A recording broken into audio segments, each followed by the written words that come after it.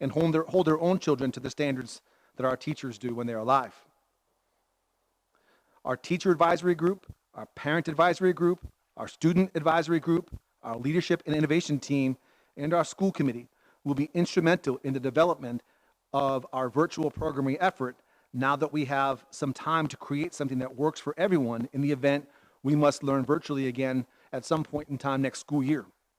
That stated, my hat is off to everyone who tried so hard to make things work in a district our size, with our challenges and with our resources. A remarkable job was done, but we will get better. We have to.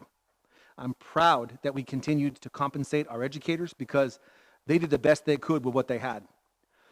For nearly 3 months, they navigated not only challenging dynamics within their own families, but 6,000 students through a pandemic, despite mounting pressure from folks who are equally as stressed out as parents and community members. I have sat in on some of their meetings and can attest to their desire to do more each day.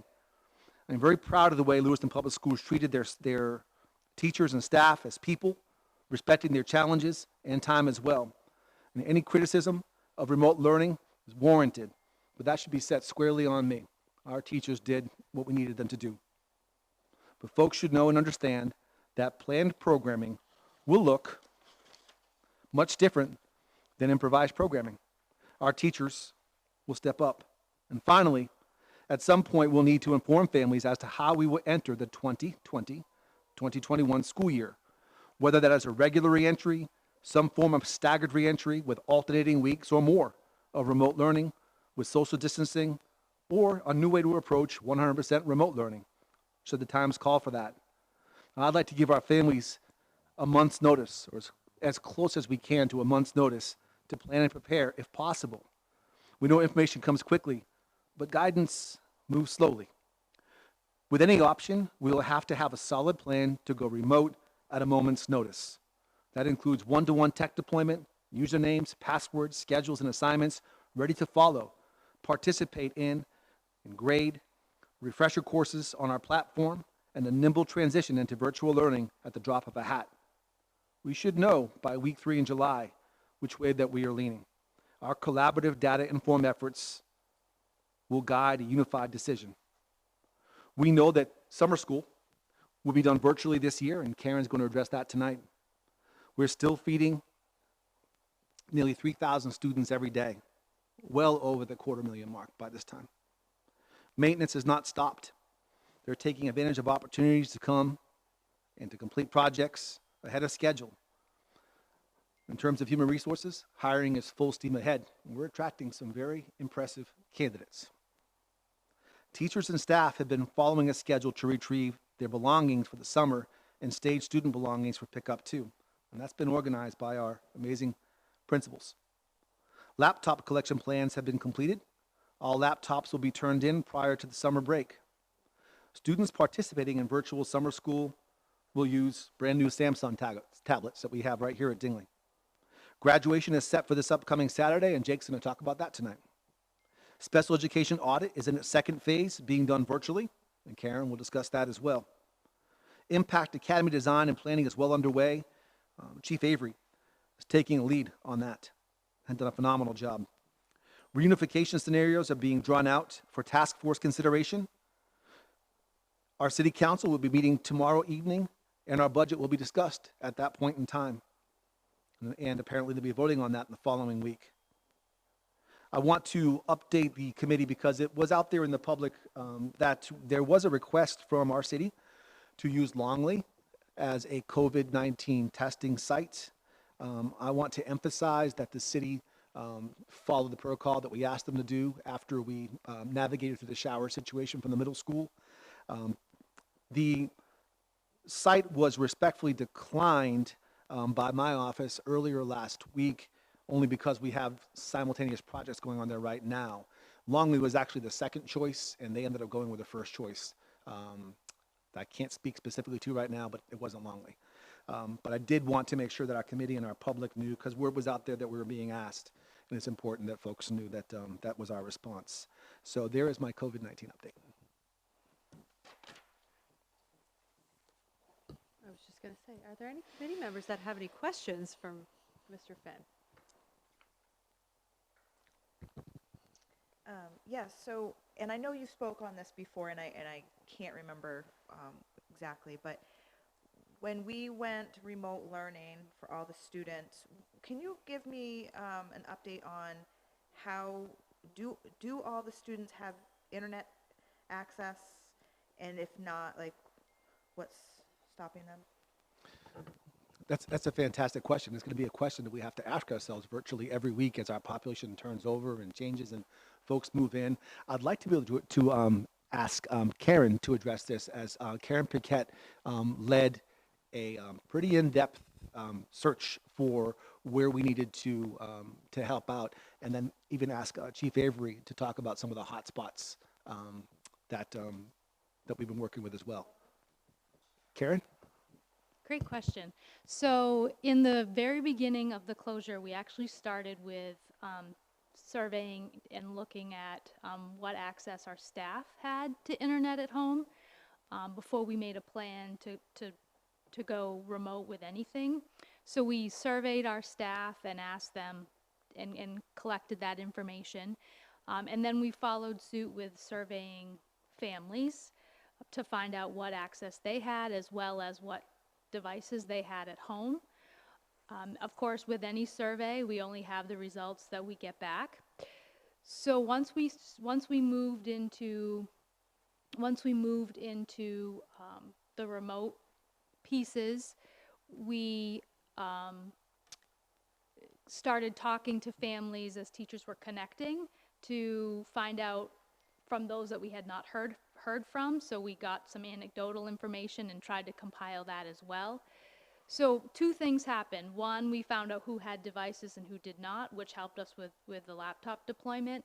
And then we also were able to identify a small number based on our survey of families who did not have internet access. And then Bobby can talk about sort of getting out those hotspots.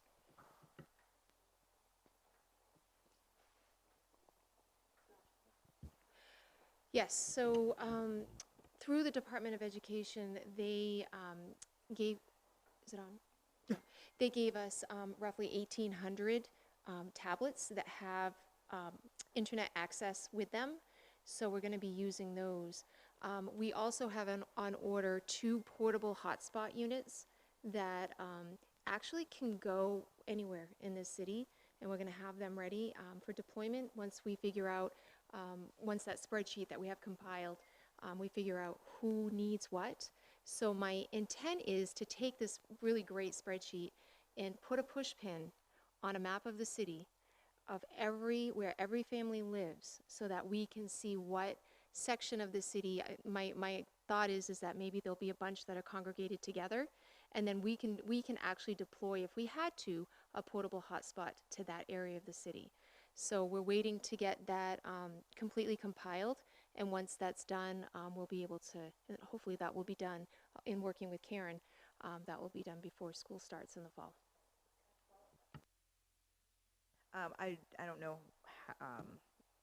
I've never used like the hotspot stuff, but if anybody could access that, correct? And do you find that that could be troublesome, where it might be like too many people using it and then the students don't have access? That is a barrier. That Yeah. can happen, absolutely. Okay.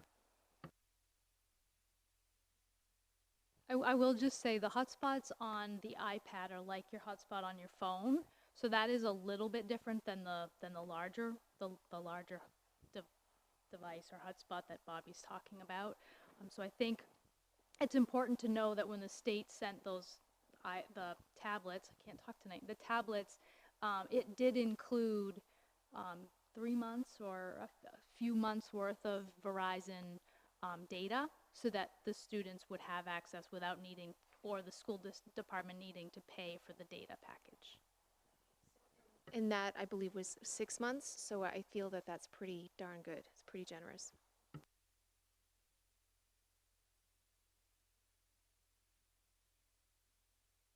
Thanks.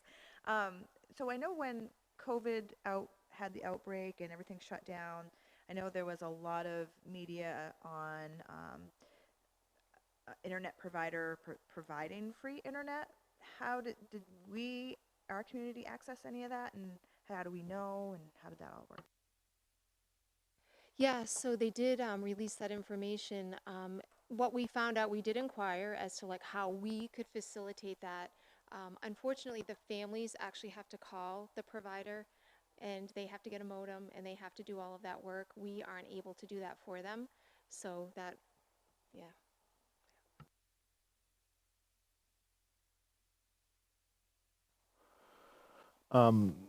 Working off of Ms. Whitlow's questions, is it possible that we have students in Lewiston Public Schools who, since we left school, have been unable to access any sort of education? I mean, if I'm hearing that we're still working on establishing who has internet access, that would suggest that if anyone doesn't have internet access, they haven't had it and they haven't been getting any kind of education at all. So is that fair to say? It would be fair to say that anyone that actually chose not to access, that very well could be the case, even if they did have internet. We also have worked very hard to make sure that everyone has a device, and for students that didn't have the internet, there was also other work that could be done. Certainly, Member Collins, one of those areas that we look at and say, okay, we know that there's still going to be a segment of our learning population that's going to struggle. What can we do about that? I do believe that when we get into our discussion regarding an ad hoc committee, love to be able to brainstorm how we can reach our students that for many, many reasons aren't going to have equitable access, and do something about that. The other thing also is that, when we send a survey out, we send it out electronically. So if you don't have it, you probably didn't take that survey, or it's probably very difficult for you to take that survey as well. We have a proposal later on this evening that we'd like to talk about, so that folks will have somebody that they can go to and that we can address some of the things that we're discovering along the way now. Certainly imperfect, but we do know that with the time to plan, which we have now, we have some time to plan, we can be much, much better. And I'll be as self-critical as anyone's going to be on this one. I think we've got a long way to go, but I'm very, very pleased with what our teachers were able to do with what they had.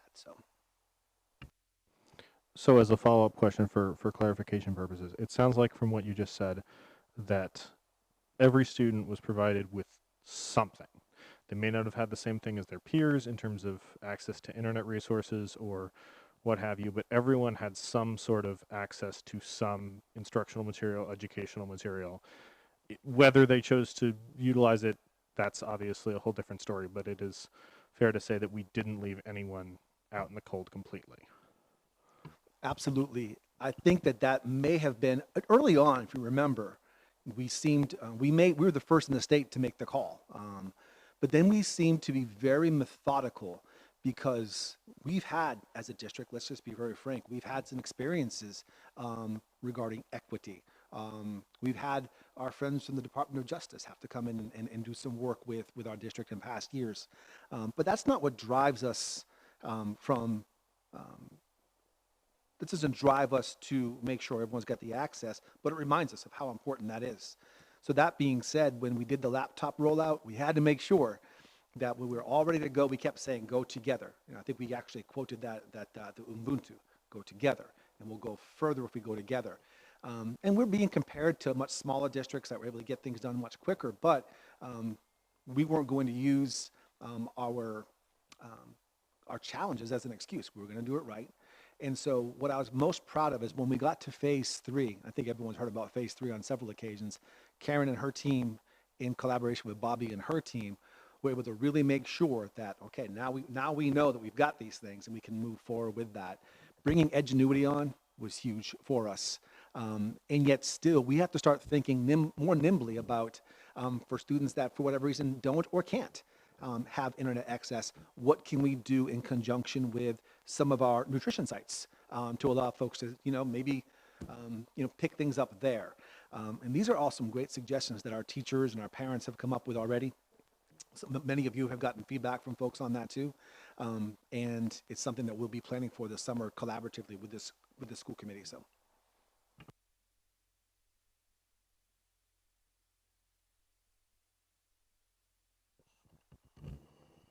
So Todd, you mentioned we have an idea that there is a group of students out there that have not been able to get internet connection. And you mentioned that we went into phase 3 of our education. What is happening with those students in phase 3 where there's an expectation to do something and they weren't tied in to be able to do it? Is there a group out there that's existing that's not tied into us? What's happening with that? So in a district our, great question, Ms. Popper. In a district our size with about 6,000 kids, we're going to come across that dynamic. I'd like to be able to ask our chief academic officer to explain maybe a little bit more in depth how we addressed those learners during phase 3. So we connected, to answer your question, I think simply, yes. I think there are students who may not have been connected through the internet, but that doesn't mean they weren't still connected.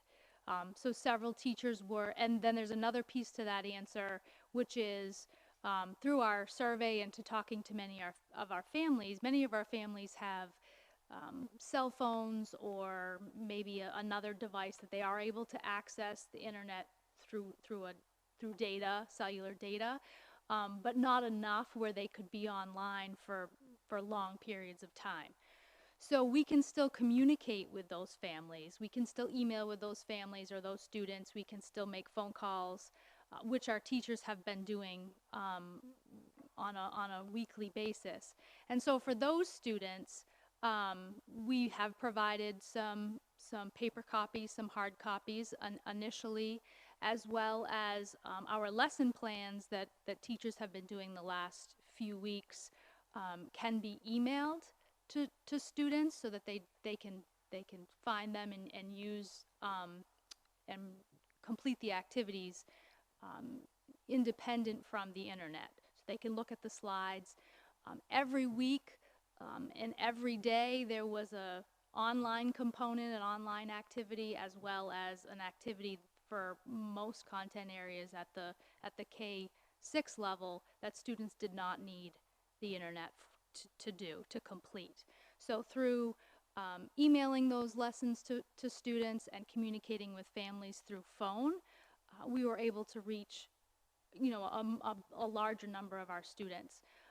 There are families in our community that it's been very difficult to connect with. I don't know if that's about the internet access, but it's been about not being able to connect with them through phone, through email, with multiple attempts. And I'm sure there's lots of reasons for that. But yes, that is the reality. I'd also like to add too that we've got some educators that weren't advised to do so, but they still did, and they went out to kids' houses with masks just to make sure the ones that they couldn't put eyes on, they could put eyes on. It was really moving to hear some of those stories where folks were willing to go the extra mile. We also do know, once again, Ron, that when it comes down to it, we've got to find a way to make sure that no one's left behind, that no stone is left unturned. And that's a challenge for every district across this nation. We're going to have it figured out, and I think that with the very collaborative effort that we're going to have moving forward with all these task forces as a joint task force, we'll be much better off in the fall. So I did want to acknowledge that Ms. Ray is joining us virtually as well as Ms. Hawkins. And did you have any questions about the update portion? Either one of you? No? Okay. All right. I'll be checking in regularly just to make sure. Okay. Sorry, can you see us? Yes. You're on the big screen, Miss Ray. Oh. Well, we can see you. We can see Miss Hawkins. And I can see Todd, too, in 2 places. So. Yep. Okay, so we're going to move on to agenda item number 3. I would say that if Mr. Langlis is all by himself in that room, he could join us. There's space if he felt comfortable coming in, if you wanted to let him know. So I saw him walking out there by himself.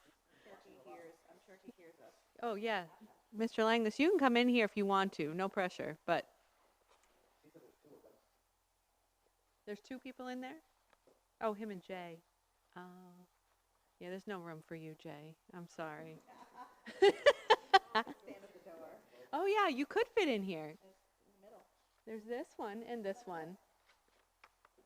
Here, they can fit in here, but they're okay. Okay, all right. Anyway.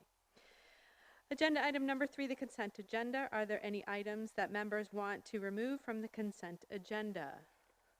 Mr. Majoris Collins. Yes, I'd like to remove personnel from the consent agenda. Okay.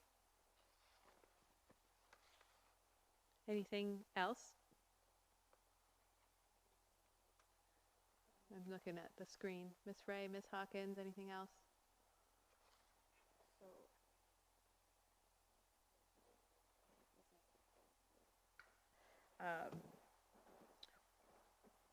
There's a seat there and there's a seat there.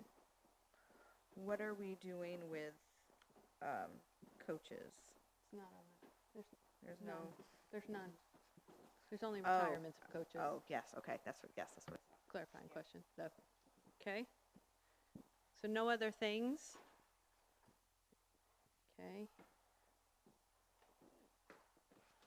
So what we didn't do last time, set aside items. Is agenda number item 3A. Point of order. Yes. Just because we have some members who are still participating virtually, in an abundance of caution, we should probably take a actual vote on the consent agenda, just like we were doing during the Zoom meetings. So I mean, we I could don't defer vote to the on parliamentarian. consent agenda yet. We're Was- taking that item aside is the way that this is written. Right, but then we have the other two things that we would be consenting to without discussion. But on the Beyond Zoom the meetings, personnel. Okay. right? Yes. Yes. And we're going to do a roll vote. Okay. So yes. Okay. So I still have my sticky note. So we'll go in order to vote on the consent agenda. Ms. Parks? Yes. Mr. Damon? Yes. Me? Yes. Mr. Majoris Collins? Yes. Ms. Whitlow? Yes. Ms. Hawkins? Mr. Potvin? Yes. Mr. Donovan is not here. Ms. Ray? Yes. Thank you. So set aside items 3A, the personnel. Mr. Majoris Collins? Yeah, I just wanted to inquire along the lines of our last conversation about personnel. I know there aren't any coaches on here. Are any of the contracts or offers of employment contingent upon a particular status of the district come the fall, or are these all just positions that we're offering and these people are going to get paid and they're going to be working for us? How you just described it is correct. Great, then I have no further concerns, and I move that we adopt the personnel elections or whatever it is as presented. Okay. So I'll do another roll call for 3A. Ms. Parks? Yes. Mr. Damon? Yes. Myself, yes. Mr. Majoris Collins? Yes. Ms. Whitlow? Yes. Ms. Hawkins? Mr. Potvin? Yes. Ms. Ray? Yes. Thank you. Whew, that went smoother than last time. Okay. Agenda item number 4, public input. Members of the public may address the school committee for up to 3 minutes on non-agenda items now and on agenda items later. Comments that pertain to staff, personal matters, or a student issue should be directed to the superintendent or the appropriate staff member of Lewiston Public Schools. Public comment should be directed to the school committee and be brief, not repetitive, and related to the matter at hand. There was nobody in the waiting room, you guys, for public comment? Was there anything that came in online, Mr. Finn?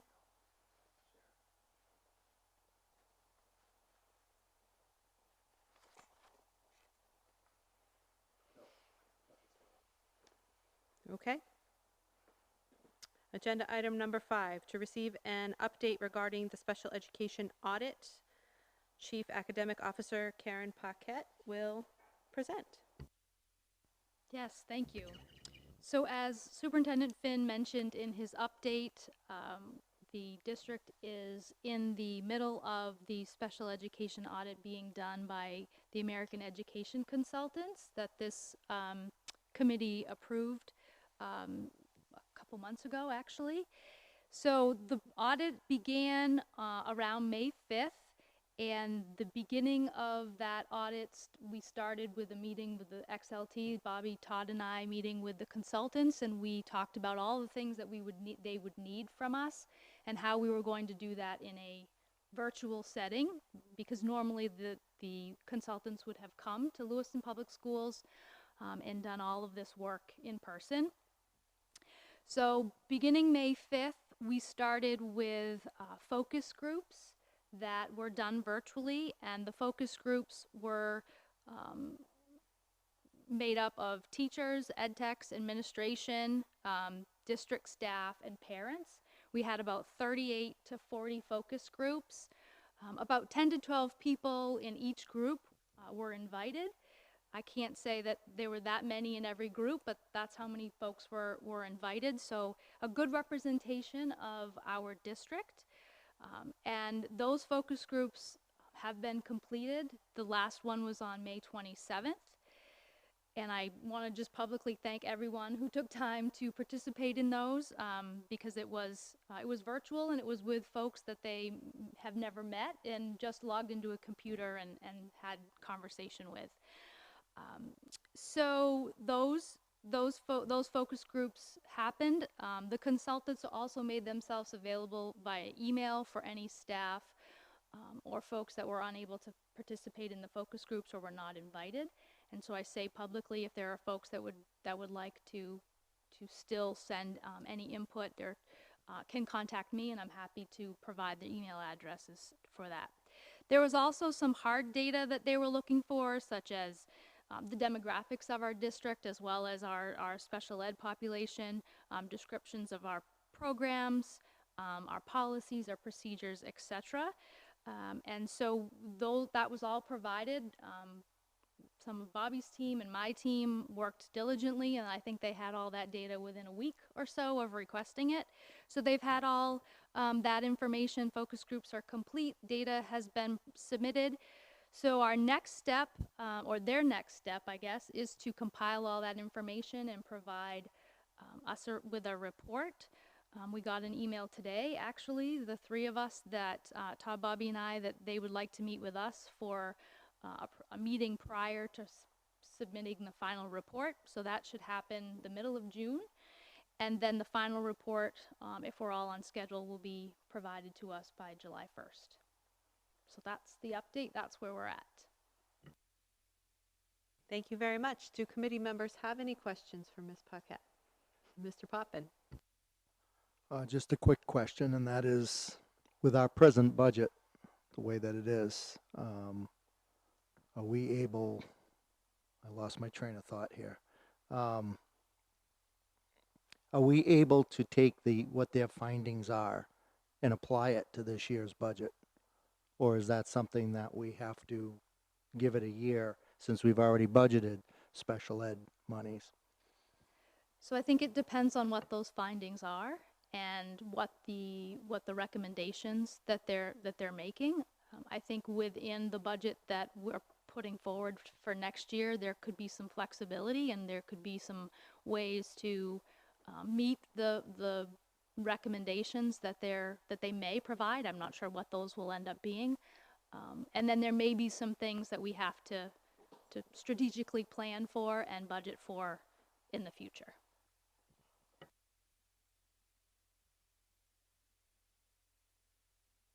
Any other questions?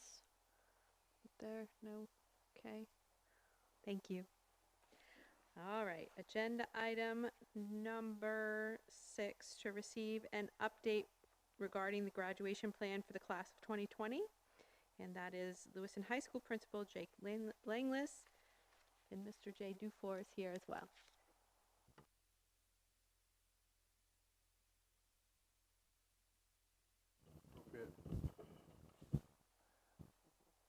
Can we put up a slideshow, or is that going to be limiting for others? Because we can walk through it.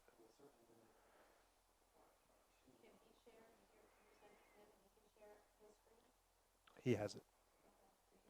But it's the one I sent you earlier today. Yeah.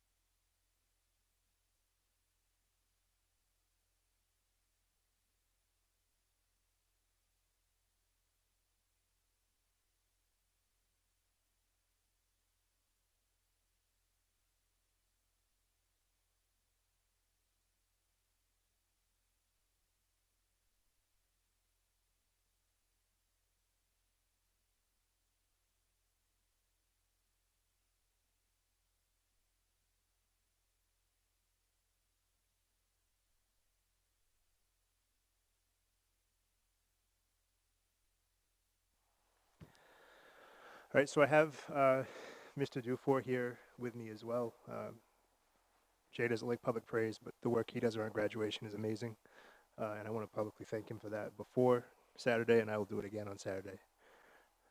And he's not liking me right now. But just to go through real quickly, I want to explain a bit of the layout and some of the precautions that we're taking so that we can do the very best we can to have a safe exercise.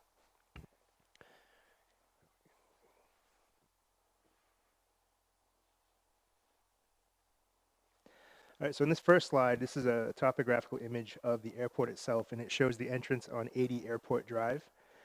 And this is off the Lewiston Junction Road for those driving to the site. The PD in Auburn, we've met with them and gone through an emergency safety plan, and they have coordinated. We've discussed the guidelines issued by state officials, and we've coordinated this plan for entry and exit for both emergency purposes if there's some kind of event, which we need should something pop up, but also to ensure we're following the guidelines. So the green arrows you can see will be for entry. The gates will open at 8:30 in the morning. I would encourage people not to get there too early. But the gates will open at 8:30. People can come in following the green arrows. We will have staff at the gate monitoring dashboard passes, which will be issued to each family and to each graduate. So one pass has been issued or will be when they pick up their caps and gowns. And we have a lottery system for the remaining passes. We do have a capacity issue, and that capacity issue is based off of three things. One is the emergency management plan. Two is spacing of vehicles on the site that we have. And the third one is being mindful of obstructed views. We want to make sure that students and their families have at least a view of the venue. The exit plan, as you can see, is to take the vehicles. It's actually a first one parked, first one to leave format. We're going to do our very best to stick to that. So if those in the community could help, that would be great. So everyone can exit safely. And you can see how the green arrows go up around, and then the red arrows will go. That small gap just below exit is actually paved now. And so they'll be parking through that stretch. If we could look at the next slide. So this is another topographical view, but it shows the parking placement. That large plane in this picture will not be there, but there will be a smaller plane in the far upper right corner that is currently in the hangar, and that is part of our setup in case we have poor weather. One of the reasons we chose this location is that hangar has doors, and when you see the hangar, you'll understand it is massive. But the doors on that hangar open up, and we could have a LED screen, student staging, and our stage undercover. So it's not ideal, but it would still allow us to space because of the physical size of that. So you can see how it's 2 rows space, 2 rows. There'll be 6 feet in between each vehicle. They'll stage the rows that way. And then you can see the egress plan is slightly to the left. There's two black boxes on here. They're not ideal, but the one to the left would be the stage, and we've got that all configured and set up right now at the high school, and our facility staff have been very helpful with how we're going to move everything and get it there.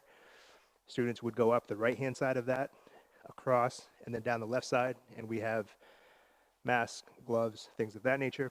On the left side of the stage, when students get down, we will have a professional photographer arranged to take an image.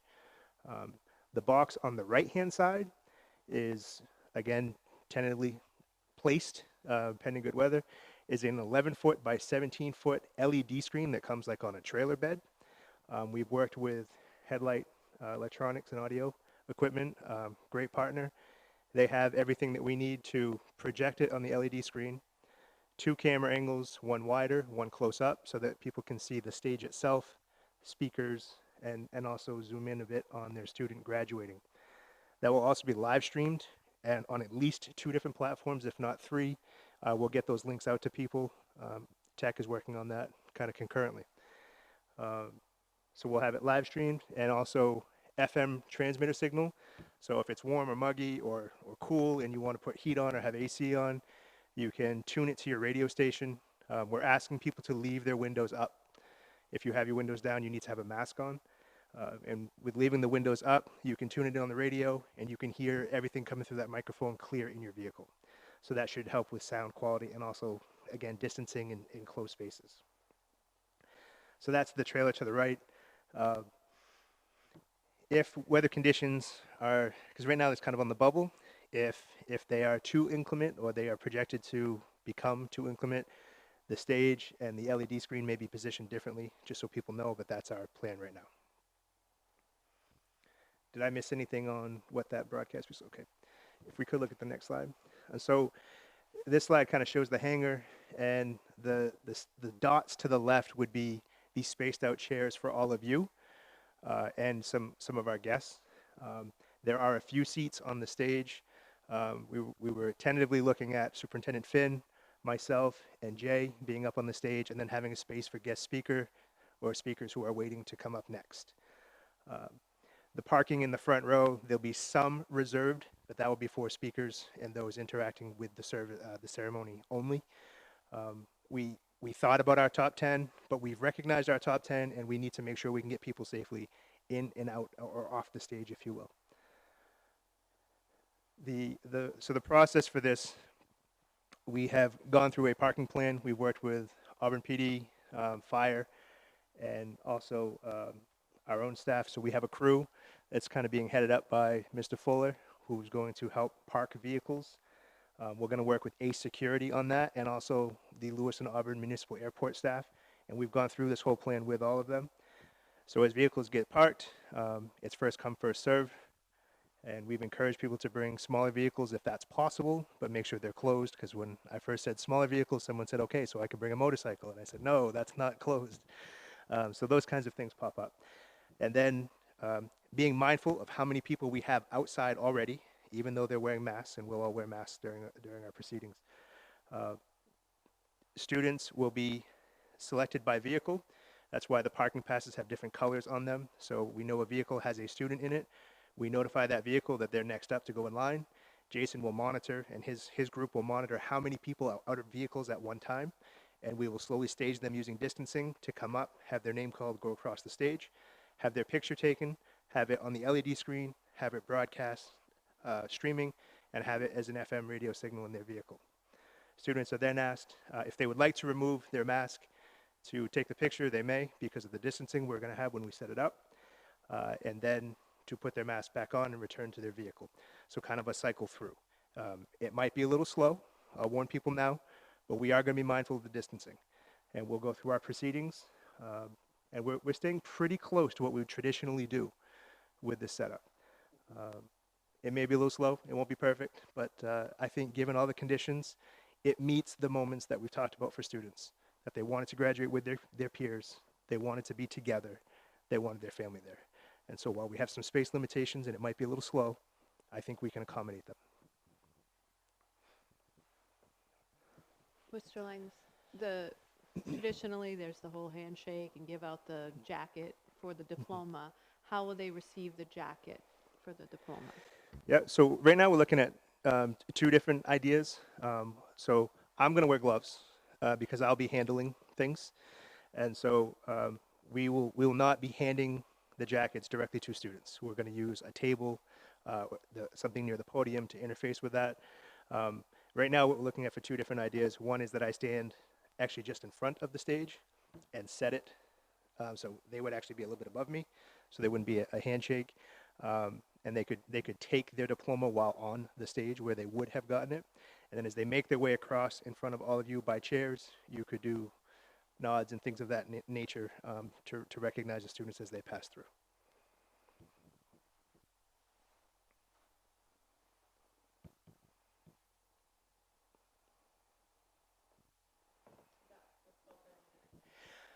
I actually have a number of slides here, but they're connected to the video and the letter that we put out to students. And I wanted to be able to access that. Should questions come up, I would have the details that parents already have, so I can make sure I share it accurately.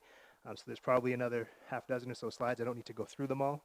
I hit a lot of those points already. Just want to remind families that forms are due tonight for an additional parking space request, and also for those who do not have a ride. Those forms went up this weekend, and we have Hudson, who has been a great partner, offering 13 vans and volunteer drivers. And they will go to a family's house, pick them up, bring them to the event, stay with them during the event, and bring them back home. We have limitations on how many people can go in, and everyone has to wear a mask. But Hudson's been wonderful to help coordinate that, along with Ms. Rancourt in our transportation department. I had a question also about the pictures. So at the end, for families who want to purchase the package, it says that there's a picture with the family. How is that happening?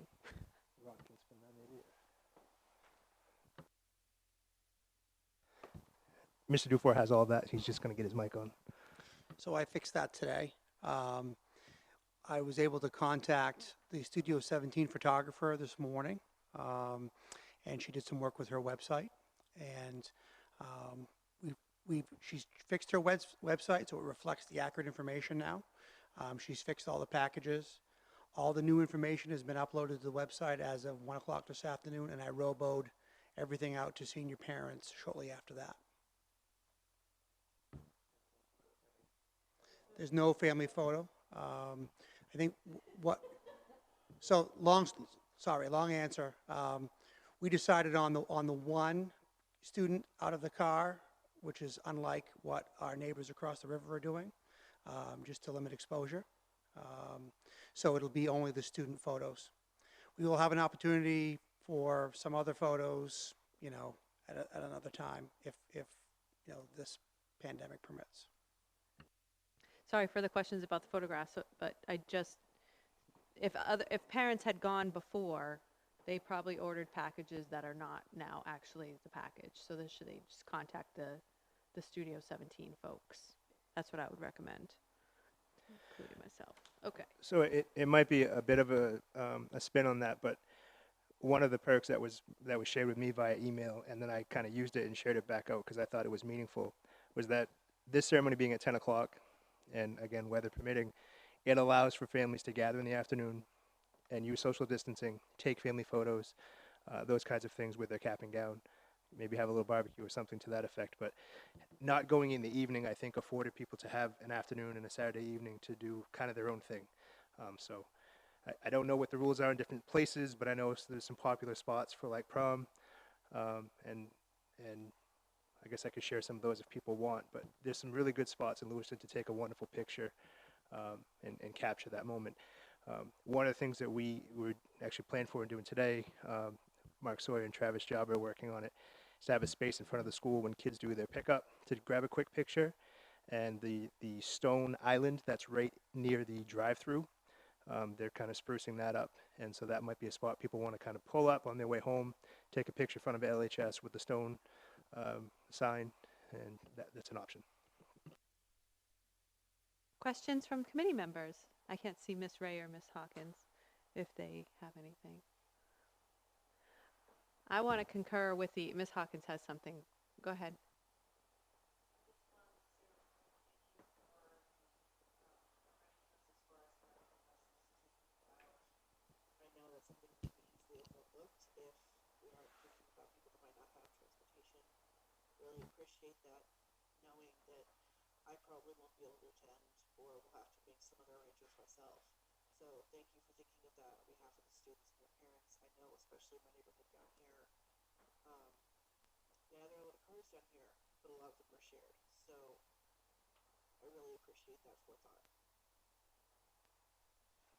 Miss Ray, did you have anything?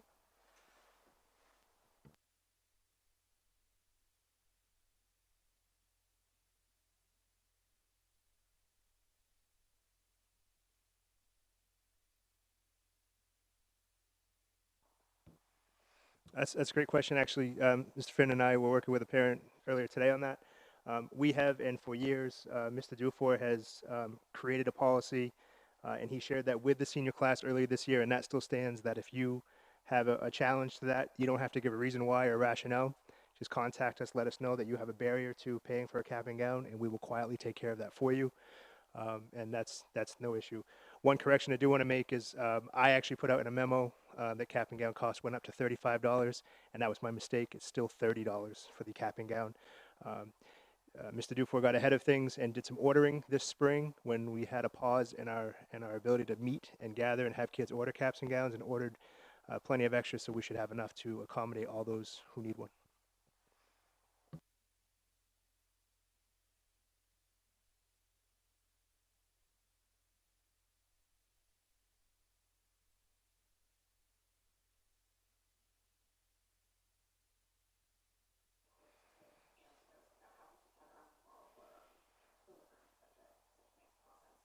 Absolutely. And Superintendent Finn, if you don't mind just shooting that out to the group, I'm sure you're in pretty regular contact with everybody.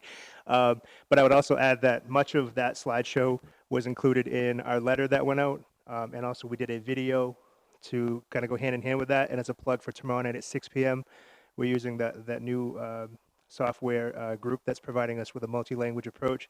So we'll be able to have a community meeting tomorrow night at 6 p.m. We'll get the link out, and families of 7 different languages can ask questions, and we'll have a Q&A session at 6 p.m. tomorrow night so that we can answer any questions anyone has about graduation. That brings up a very good question about interpreters at the ceremony. We've traditionally been having multiple speakers come up first to explain process. Are those things still happening as well? Yeah, so we're in planning. We've reached out and talked to different folks that have been involved with that in the past, and that is still a plan. Mr. Majerus Collins? Okay. So I guess I'll start with a question about the access for folks who don't have automobile transportation. You said, Mr. Langless, that there were 13 vans available from Hudson, suggesting then that 13 families could access this graduation without a car. Is that correct? Yes, that's the appropriation that we have for now, and so far we have 4 families who have made that request.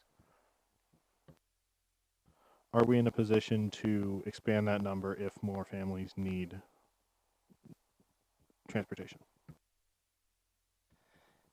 So I want to say yes, but I'll also say that we have a window here, and so I won't be able to make those appropriations late week unless we have some other format to do that.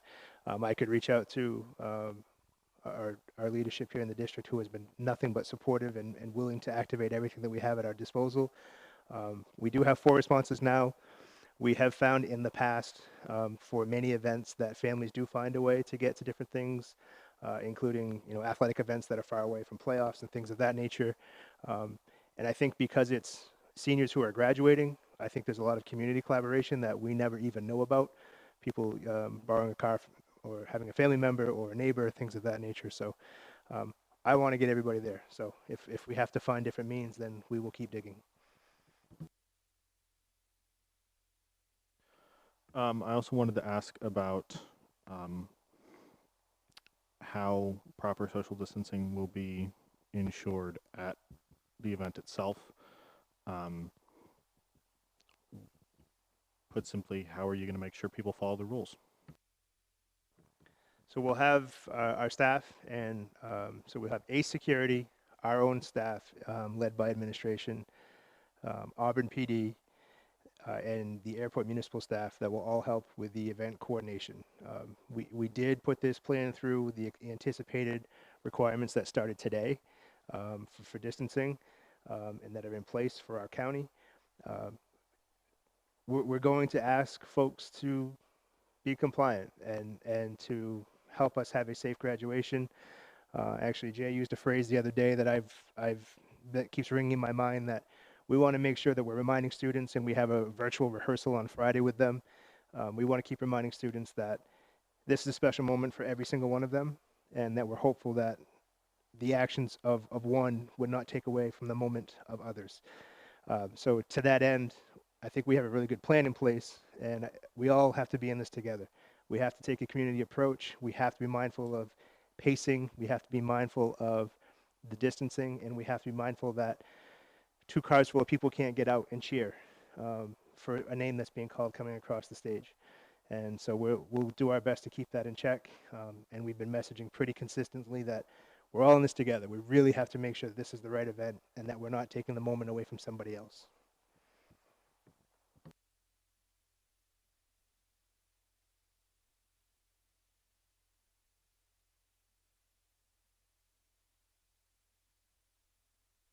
Are honor society souls and tassels and all of that stuff going to be given out Wednesday also? Yes. So there's a number of things being given out Wednesday: caps, gowns, stoles, sashes, various recognitions, medals that belong to certain things, yearbooks, and boy, I'm probably missing a few things. We're actually giving out diplomas Wednesday, Thursday. Typically, we give the jacket at graduation, and then the next morning after Project Grad, kids come in and they get whatever's left for them. But because we don't want another layer of having to plan and coordinate the social distancing, they're going to have that up front. So kids will get their diploma. So parents, on Wednesday or Thursday when your students come home, grab that piece of paper that's in there, because that's an important one. So that will help. They'll have all of that when they come Wednesday, Thursday. And are there still plans underway for prom and or project graduation later this summer? We have not formally canceled any of those events. We have just said that they are formally postponed until it's appropriate for us to try to continue them. We still have contingency plans to have prom. We still have contingency plans to look at something Project Grad. I don't think, I guess I don't want members of the public to think that we're naive about the conditions that currently exist.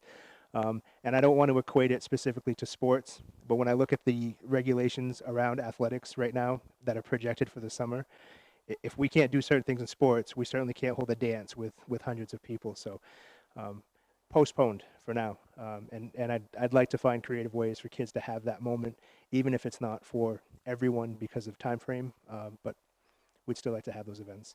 A long time, kids have asked for a fall dance, and maybe it's time to explore what that could look like, but the fall itself could be challenging. So we're open to the postponed language right now.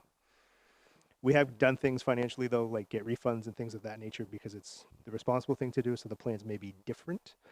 But Jake and Jay, I just want to acknowledge the hard work that you've done. And listen, I'm not going to pay lip service here. I've done 12 of these as a principal, and one of our biggest problems was our staff robes were wrinkled, so I had to get the wrinkles out of them, and that was the biggest stressor. You know, what you've pulled off, and what you've done, and how you've gone about doing it.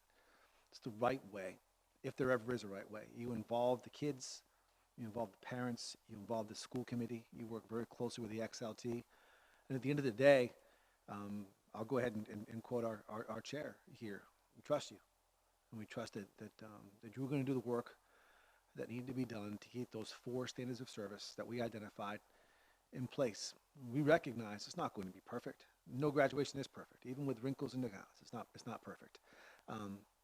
But we know you did the absolute best you could do, and you'll continue doing that as well. And this is not easy. You know it's not easy. And, sometime on Saturday evening, Saturday afternoon, I hope you take a deep breath and pat yourselves on the back because you did a heck of a job. I was going to say that, but okay. The details are amazing. As a parent, I appreciate it. Just want to say that. Agenda item number 7, to receive an update regarding summer school. Chief Academic Officer Karen Paquette. You're a superstar tonight, Karen. I know, it's like, that's why I needed a microphone, right? It's either all or nothing, right? So I do have a PowerPoint as well, and I just emailed it to you, Todd, a few minutes ago, if you could share that as well. So I'll just start by saying Superintendent Finn mentioned in his update as well that summer school will be done virtually. As this slideshow is coming up, I'll share the process to how we got to where we are. We start planning summer school in the Office of Teaching and Learning as well as on the ops side very early on. I would say we start talking about it pretty much once the regular school year starts, and then we start talking about what our summer plan is and getting that set up. So we already had meetings scheduled and we were on our way. We had to sort of take a detour and think differently, but the planning for summer school has been ongoing, and I want to commend the team that worked on this plan for their work, because really what they did is they took their plans for an in-person summer school and things that they know about students from the work that we've done for several years now in these different programs, and turned them into a virtual experience that I think, though it's not in person, will be engaging and will allow kids to have some experiences that they wouldn't normally have. So if you want to click to the next slide, that would be great. So we started with our goal. Here's our goal for summer school. We're going to, I keep looking at my screen, it's not there.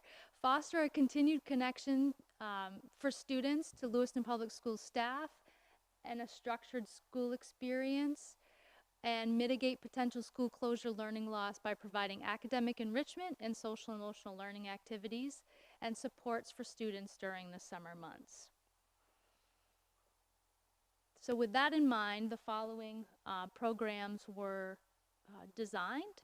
So for 3 of our elementary schools, Connors, Geiger, and McMahon, they fall under the 21st Century grant, which you've heard lots about. And each program has the same slide, so you'll see a familiar setup here. We're hoping to serve about 300 students within the program that was originally scheduled to be at Connors. It will include 7 weeks worth of activities and interaction for families. This is very similar to what has been happening in our after-school program as we've been virtual for the last few months. They'll have daily contact with teachers. They will receive a supply bin for the summer, which again is just like what's been happening over the after-school programming. They've received some supplies. And within that bin, there will be all the activities that those students need for the 7 weeks worth of activities.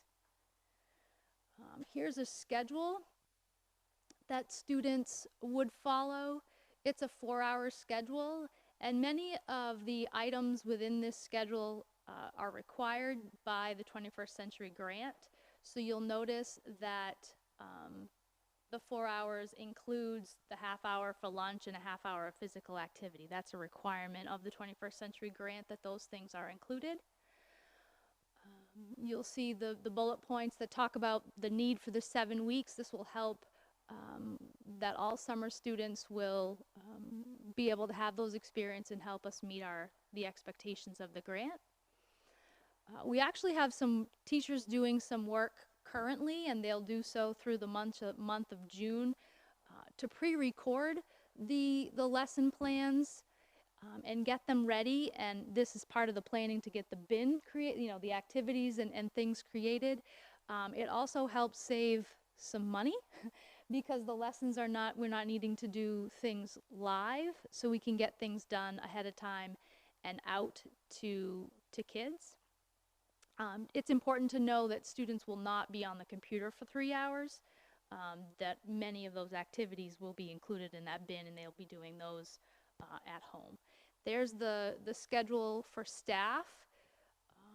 You'll see that there's a daily morning meeting, and then there's some individual check-ins for students and staff.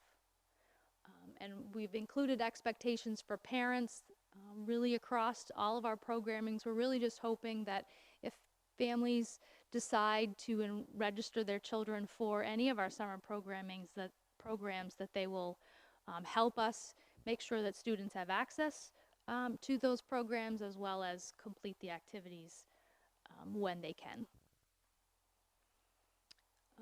So now we'll talk about the money, and just so you know, there's a slide at the end of the presentation with all of this on it. So for this program, we're looking for 6 teachers from Connors, 6 for McMahon, and really 6 teachers to serve the numbers of students from Connors, 6 from McMahon, and 3 from Geiger, and that's based on the amounts of the grants for each of those schools, and then some money for supplies. And you'll see that broken down by school and where that's coming from.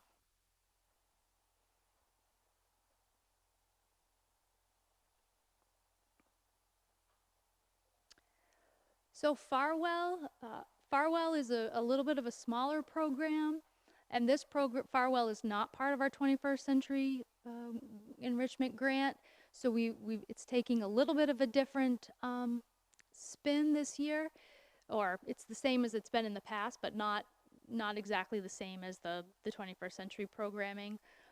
You'll see that there will be grade level teams that will work together on some different STEM themes, so science, technology, engineering, and math themes. They'll plan for 90 minutes of learning over 16 days, and they'll cover reading, writing, and math enrichment activities. Again, some hands-on activities in connection with that, and then materials will be provided. Some interaction with the teacher through Zoom, and then the activities will be provided. I think on the next slide it talks about the culminating. So the sort of the difference in this program is that we're hoping to be able to have a student showcase, which is something that we've done at Farwell in the past. And that showcase might be, hopefully, we'll be able to do it either outside or in a large space where we can socially distance. If not, we may have to do that virtually, but there'll be some sort of culminating activity.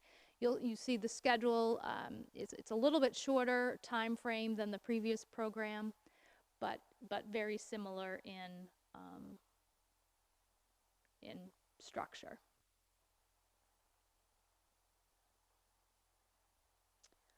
Again, the cost for this, it's important for you to note that the funding for this program is through our Title I reallocation funds. And just really quickly, what that means is at the end of every year, the state says we have some funds that have gone unspent in Title I, and districts have to submit a plan, and they're not funds necessarily from Lewiston Public Schools, they're from all Title I programs across the state. And so we had to put together a plan for a summer program that would meet the expectations of that grant. And so Farwell, and then when we get to Montello, you'll see that those funds are also secured for a Montello program as well. Here's the Montello program. Again, very similar to what they've done in the past, just virtually.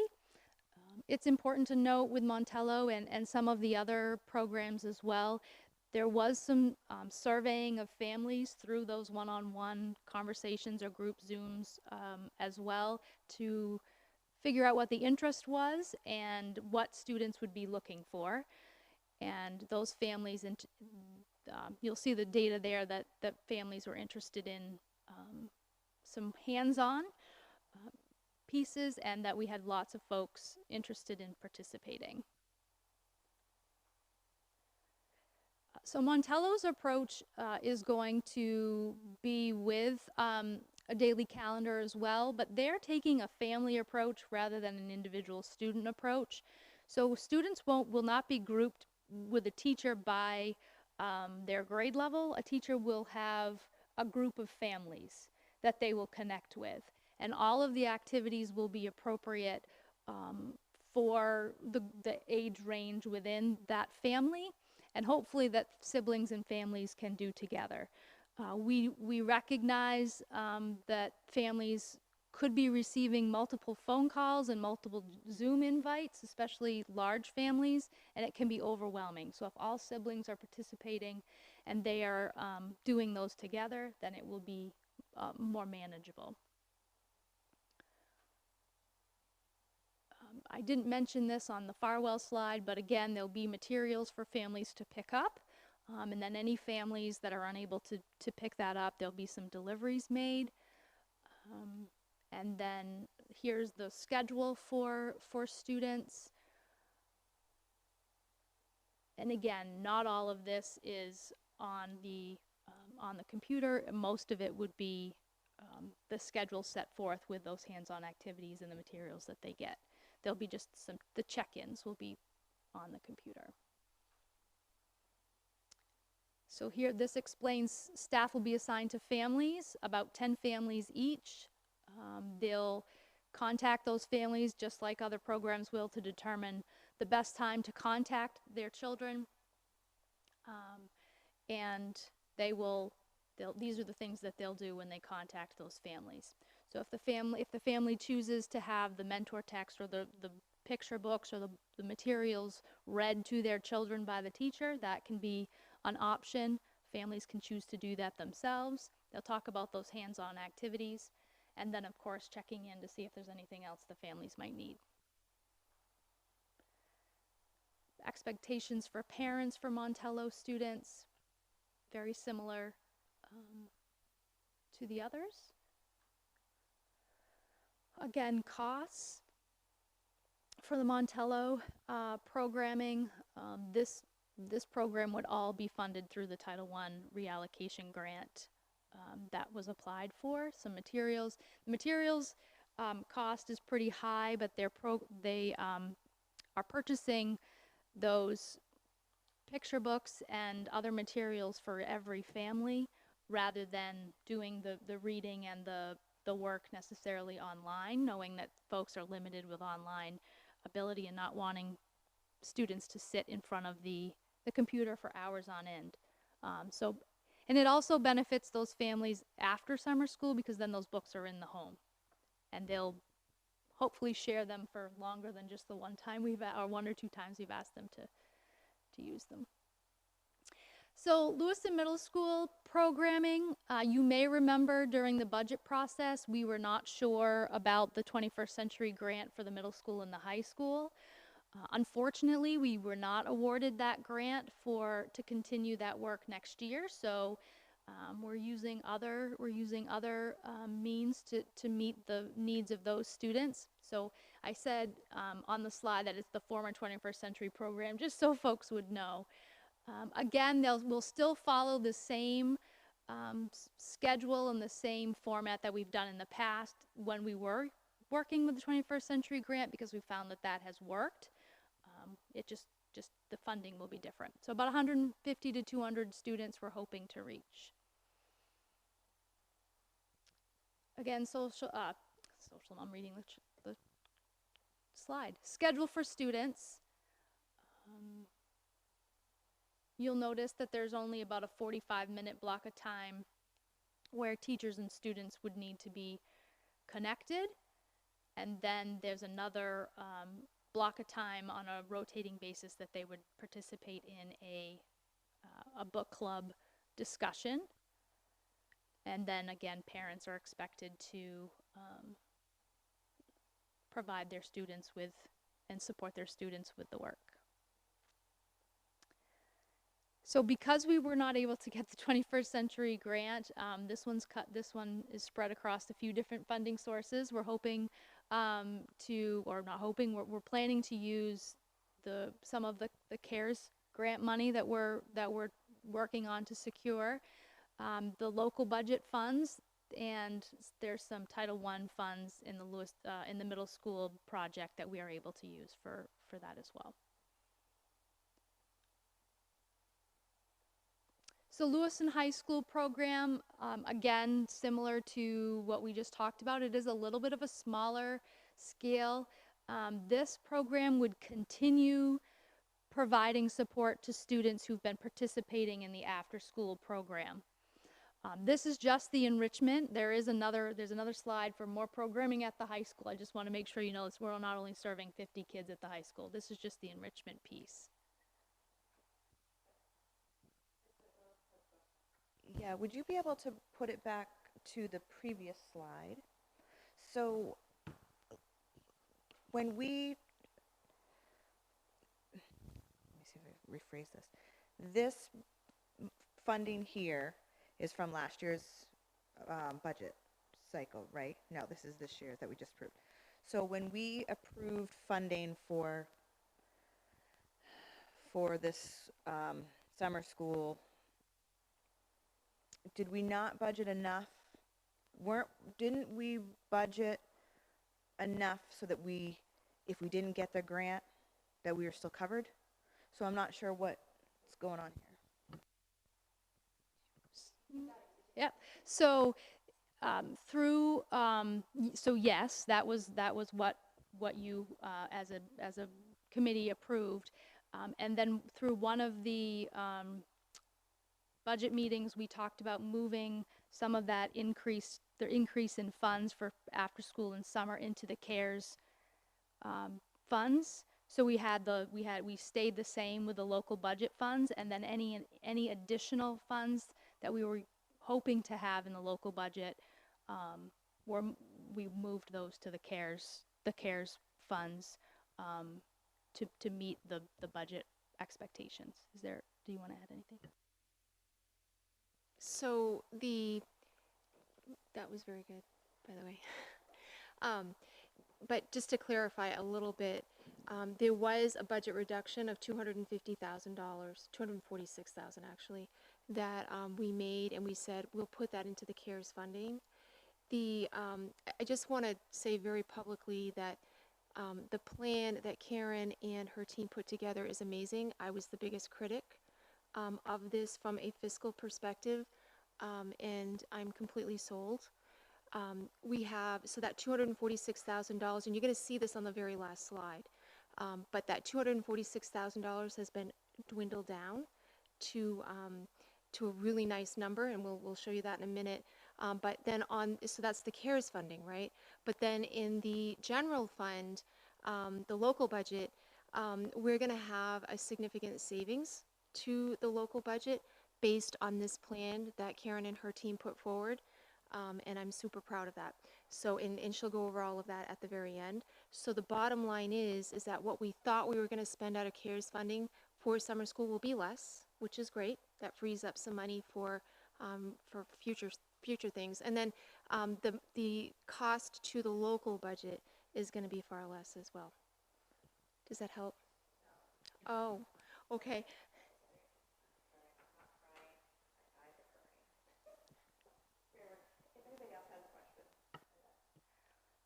So maybe if I just say it in a different way. So when we presented the summer school and after school programming to the school committee and we were talking about the budget, the budget, the local funds that were in the budget that supported the 21st century programming, which was in addition to the grant funds that we received, that stayed the same from the previous year. And then all of you, along with all of us, advocated for a buffer, if you will, to add some additional funds in case we did not get the grant for the middle school and the high school. And so that's the 246, 250,000 that Bobby's speaking about. And so that money is still, that money's not in the local budget. We kept it flat. Listen to me with my language, Bobby. We kept it flat and then added, we didn't get rid of the 250,000. We were able to move that to the CARES Act grant. So it's still available in that capacity. What I think it's important to remember is the programming we're talking about right now is strictly summer, and then we're going to do the same exact thing for after school programming, and depending on what fall looks like and what our schooling would be, we would still continue to offer some after school programming, but I think we probably would still be under that amount. So if I could just clarify, so we still have the funds that we approved, but because this qualifies for what we could use the CARES Act funding on, we might as well use that there, and then we have that buffer for something else if we need it. Is that what I'm hearing? Karen, I'm sorry, can you just clarify the fact that we didn't get the 21st century grant? That is correct. Did we get any feedback on that? We did actually, and it really wasn't about that we had not done something we were supposed to do, or it was a matter of we had received the grant, I think, twice, and so it was somebody else's turn to get the grant, and we are able to apply again next year for the grant funds. It's not something that it's a once and done, but we may, we may find that we apply again and we're able to receive those funds again.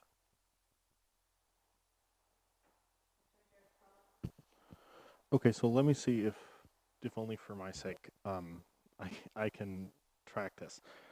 We allocated the money fully for the programs, including a buffer in the event that we didn't get the grant, which we ended up not getting. The buffer value was $250,000. When it was proposed and ultimately adopted by the school committee that we make reductions in the local budget, that $250,000 was part of those reductions, which was transferred over to expected or perhaps already now actual CARES funding, or are we still waiting on whether or not we're going to get that?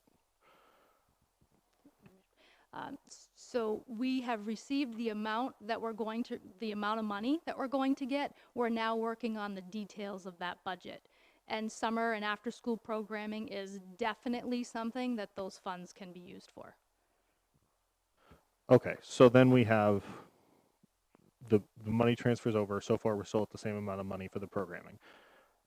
The budget reductions, I have to imagine the reduced cost of the programming overall comes from the fact that we're not having everyone gather in person and we're not doing all of the things we ordinarily would be doing. Is that correct?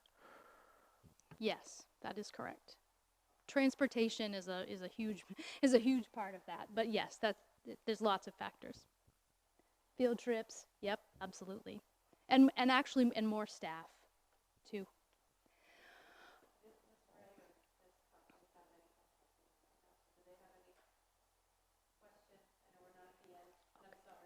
No?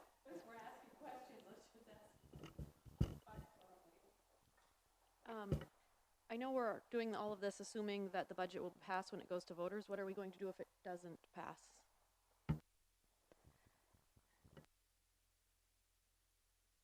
Well, I can answer it with what I think the answer is, but I'd rather you answer. Okay.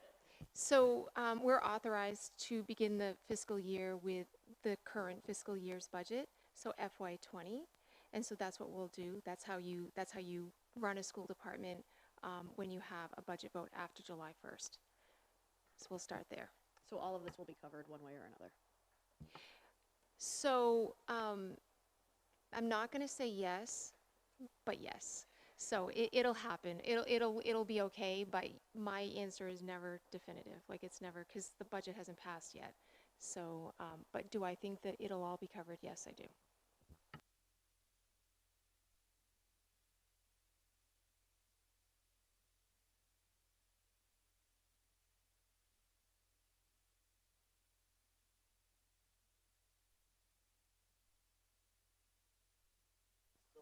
Of work making this happen. Really impressed. Keep it up. If you didn't hear that, Ms. Hawkins is very impressed with the level of detail that went into this plan. Thank We'll you. let you continue your plan. No, I'm glad you asked for clarification, and thank you for the kudos. So in terms of the high school, like I said, it's a little bit of a smaller program, and we do have a after school and summer extended year, extended day coordinator that works through the summer, and so she is going to be the person who manages the enrichment for the high school. So she is going to take care of that. And then we have some additional grant funds from a grant that we need to finish up, and so we're going to use some of those funds for supplies.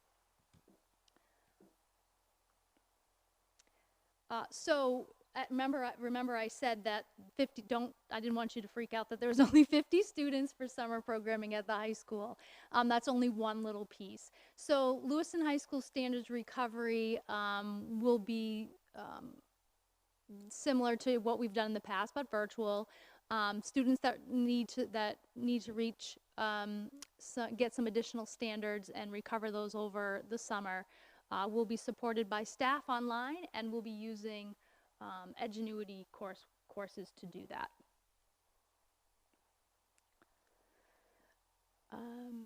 Again, this will be virtual, and it will be a Monday through Thursday. Students will be will really be a self-paced schedule for students to work through their courses and connect with staff. Staff will be available from 8 to 12 to do that, and they'll work with their students to set up those hours that work best for them. And as always, we hope that parents will support that and help their students get the work done that they need to get done. So this is the breakdown of the standards recovery at the high school. There is a coordinator and 16 teachers, and then we have 3 ELL teachers, which I've broken down on another slide. And Edgenuity and Google and a few office supplies will be used, and then there's the breakdown of the funding sources. So the ELL summer programming is twofold through some grant funds, and this grant and this programming will be for our students who are new or newer to Maine or to the United States, and will be in line with the services we've provided in the past. There's some online programs that we'll be using to help with the language side of things for these students. And some of those programs are things that students are already familiar with at the high school. And again, the cost for that programming, and that's through a grant. And those students will work along with the same schedule as the middle school and high school students, so it will be in concert with those programs as well. Special ed. So students will continue to access their teleeducation in the same fashion they are receiving now. They're currently participating in Zoom meetings as well as individual time. And staff are providing information to parents and guardians to implement that. Different programs, again, will be running in conjunction with other programs. So the first slide was about our RISE and FLS programmings. This description talks about our resource room students, and those will be in conjunction with the programming at the different sites or the schools that the students attend. Again, the breakdown of the cost. And just to let you know, the students that will receive special ed ESY services, that's all done through the IEP process. So students are identified based on need and the need for continued services, and that's how those students will be identified. So here's a breakdown of, I think this is Bobby's favorite slide, the breakdown of where all the money is coming from. It is important to note, I've already said this, but it's important to note that that total for the CARES funds, which we just had that long conversation about, is a smaller amount than we had ever anticipated, but it does not include after school. So when we move into the fall, there will be some additional, there'll be a need for some additional funds through that to continue the after school programming. So all in all, there's our total. And you can see the variety of places that all the funds will be coming from, and Bobby's team has to code and pay from, right? Todd, there is one more slide. It was recently added, one thing that we talked about. So how will we know if this is working? How will we measure our success? And different funding sources require us to do different things in terms of measuring for success. But of course, we know it's always important to measure that success. So you'll see these just 4 bullets that these are all different ways that we'll be thinking about, are we successful? Thinking about the attendance and engagement and participation. We'll be using some assessment data from before we left school and then when we return to school, and in some way possible to determine growth or maintenance of skills. And then myself and some of the team members will meet on a weekly basis to check in to see how things are going and make adjustments if need be. And then of course we'll debrief and reflect at the end, and again, that will inform what we do moving forward.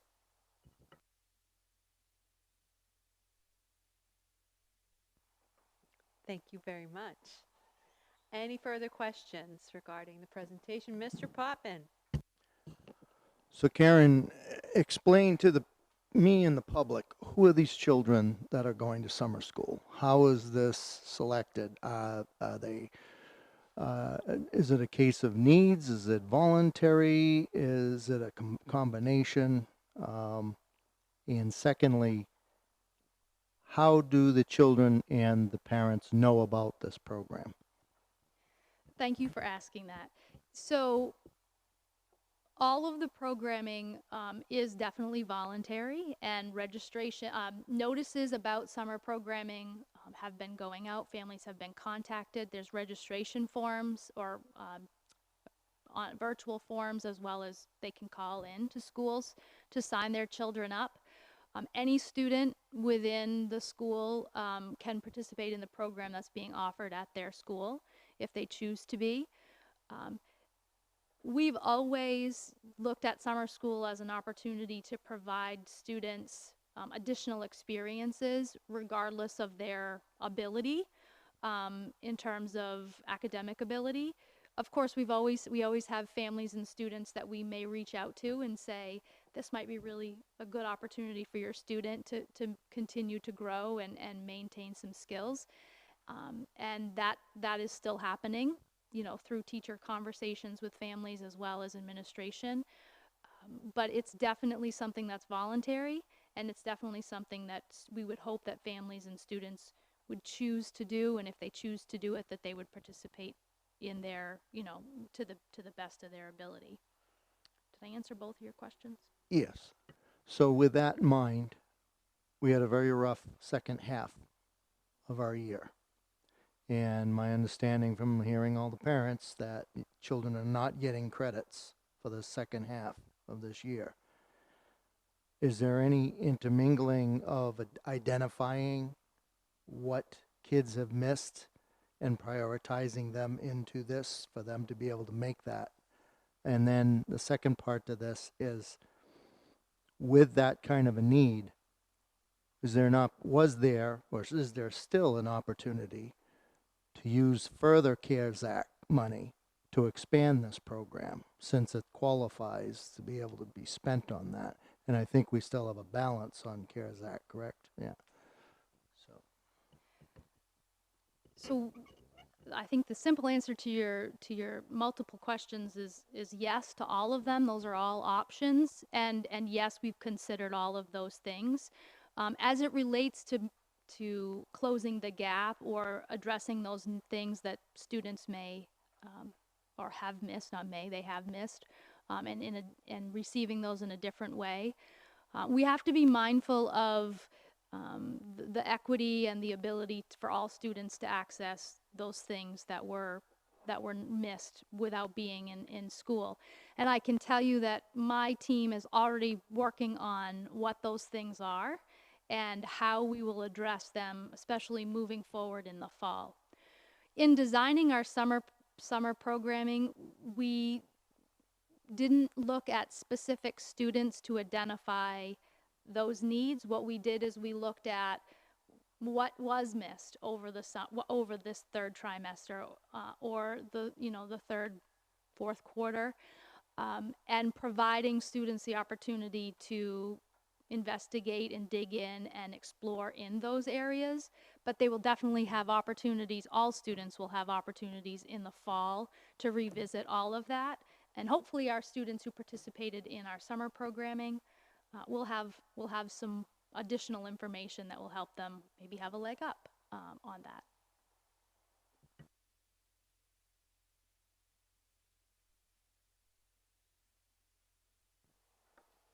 I don't see any other hands, so we're going to move forward to the next.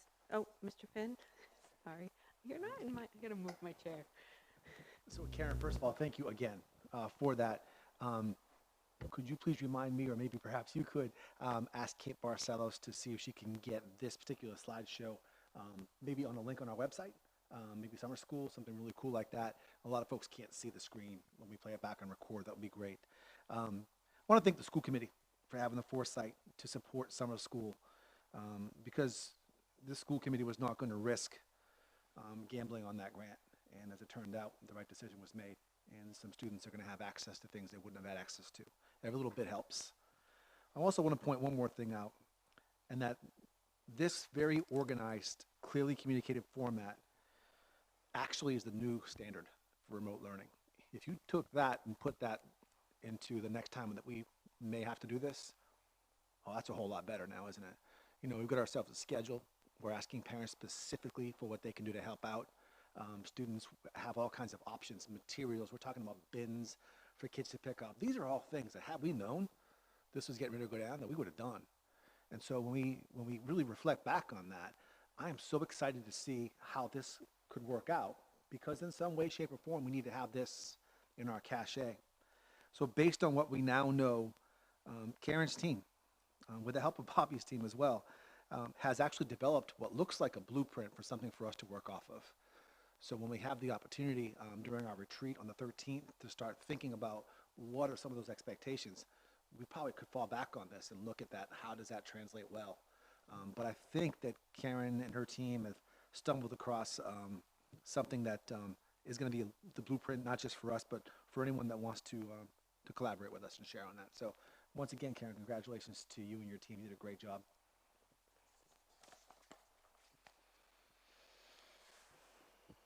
Agenda item number 8, to receive an update on the joint task force for reopening LPS in the fall. Superintendent Todd Finn. Thank you, Madam Chair. So we mentioned earlier that we've got several small groups that are working on, right now, brainstorming stages as to maybe what we could be looking at. Having a lot of folks asking for some information. Can you give us anything? And quite honestly, we talked about how information comes quickly. You put on the news at 2 o'clock any given time, and you know, Dr. Shah has been fantastic, and the governor and the commissioner, they've come through, and things seem to be moving very, very quickly, but the guidance really moves slowly. There's a lot of variables that we often talk about trying to solve an algebraic equation, and there's not even a number in there for us to figure out, right? So there's Y's and Z's and A's, and give us something. And then we've also come to realize that as leaders in the state of Maine, that there's a lot of school systems who are going to be relying on us too. The folks that feed into our LRTC program, there's a lot of superintendents that are asking, Todd, what are you folks going to do? And rather than say we don't know, we say, listen, we are working on this. I can tell you now that there are several drafts that have come from, whether it be teachers as part of the teacher advisory group or others. We're going to be asking our principals on Wednesday to ask for volunteer parents to serve on a small subgroup as well. Very impressed, by the way, with the fact that all these folks came together to work with us on our special education audit that we asked for. So along those lines, folks are willing to participate, and they're willing to give their ideas. Same thing with the students.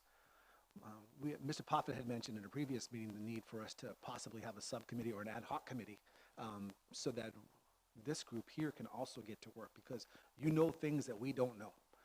Quite frankly, I know like 6 people in Lewiston by name, still new here. You know, and you hear things, and the ideas that I've been able to exchange or listen to from many committee members have really been quite mind-blowing, actually. Somewhere between all of these small little task forces, including kids, we'd love to be able to see a joint task force come together. And as we talked about, and this could be a little overzealous, but I believe that if we work hard on this, we could come up with what a plan could look like about a month prior to the school starting, and allow parents to plan one way or the other. You know, when all said and done, with many, many variations on what things could look like, you're looking at something miraculously happening, and all kids can go back to school and the yellow buses roll out there just like they always did. And we realize that's probably the least likely. You're looking at, if that did happen, there'll still be some parents and some kids who rightfully so will say, you know what, I'm not comfortable with that.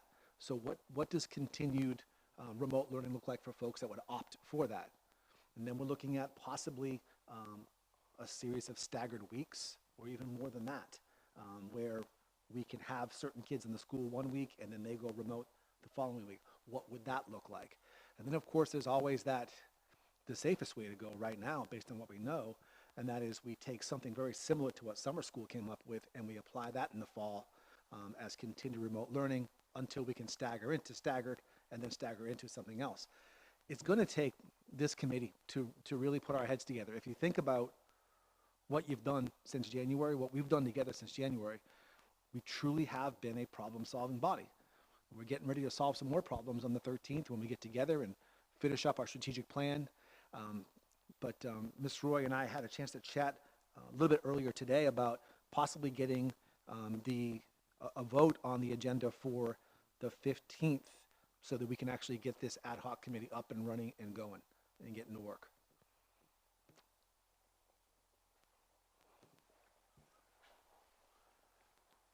So yeah, I think a more formal discussion of who would be on that committee and what that would be the makeup of, and voting it in officially, we'll do next time. Just wanted to let you know that's being worked on and give a heads up about that. So if you have thoughts between now and then. Agenda item number 9, to receive and approve the position of Family and Student Support Coordinator with repurposed funding that comes from business office position. Superintendent Todd Finn and Chief Administrative Officer Bobby Avery will present. So we know that our 2019-2020 climate survey data revealed something that we all knew, but it gave us some numbers, and it revealed one area that was nearly universally agreed upon that was a need in our district, and that was parent involvement and community connection. You know, we usually, in better days, we would wrap up our committee meetings with, you know, updates from what's going on in the community. And there's always a need for more connection.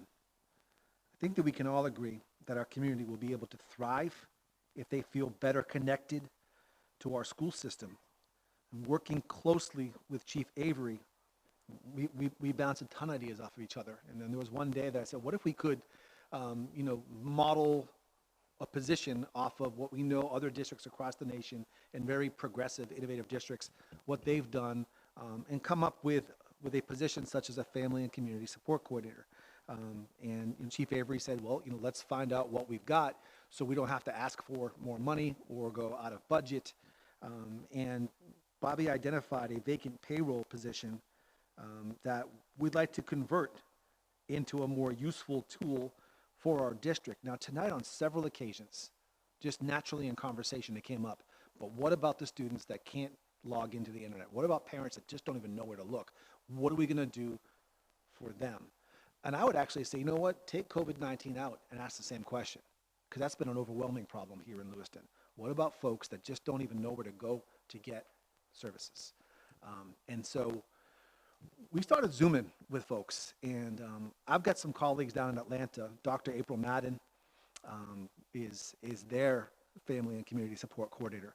And we logged in and we saw them and they saw us, and we thought that we were going to just get so much information from them. We ended up giving more information about our ELL department, who has really moved some mountains. They wanted to learn more about that. So this great collaboration went on.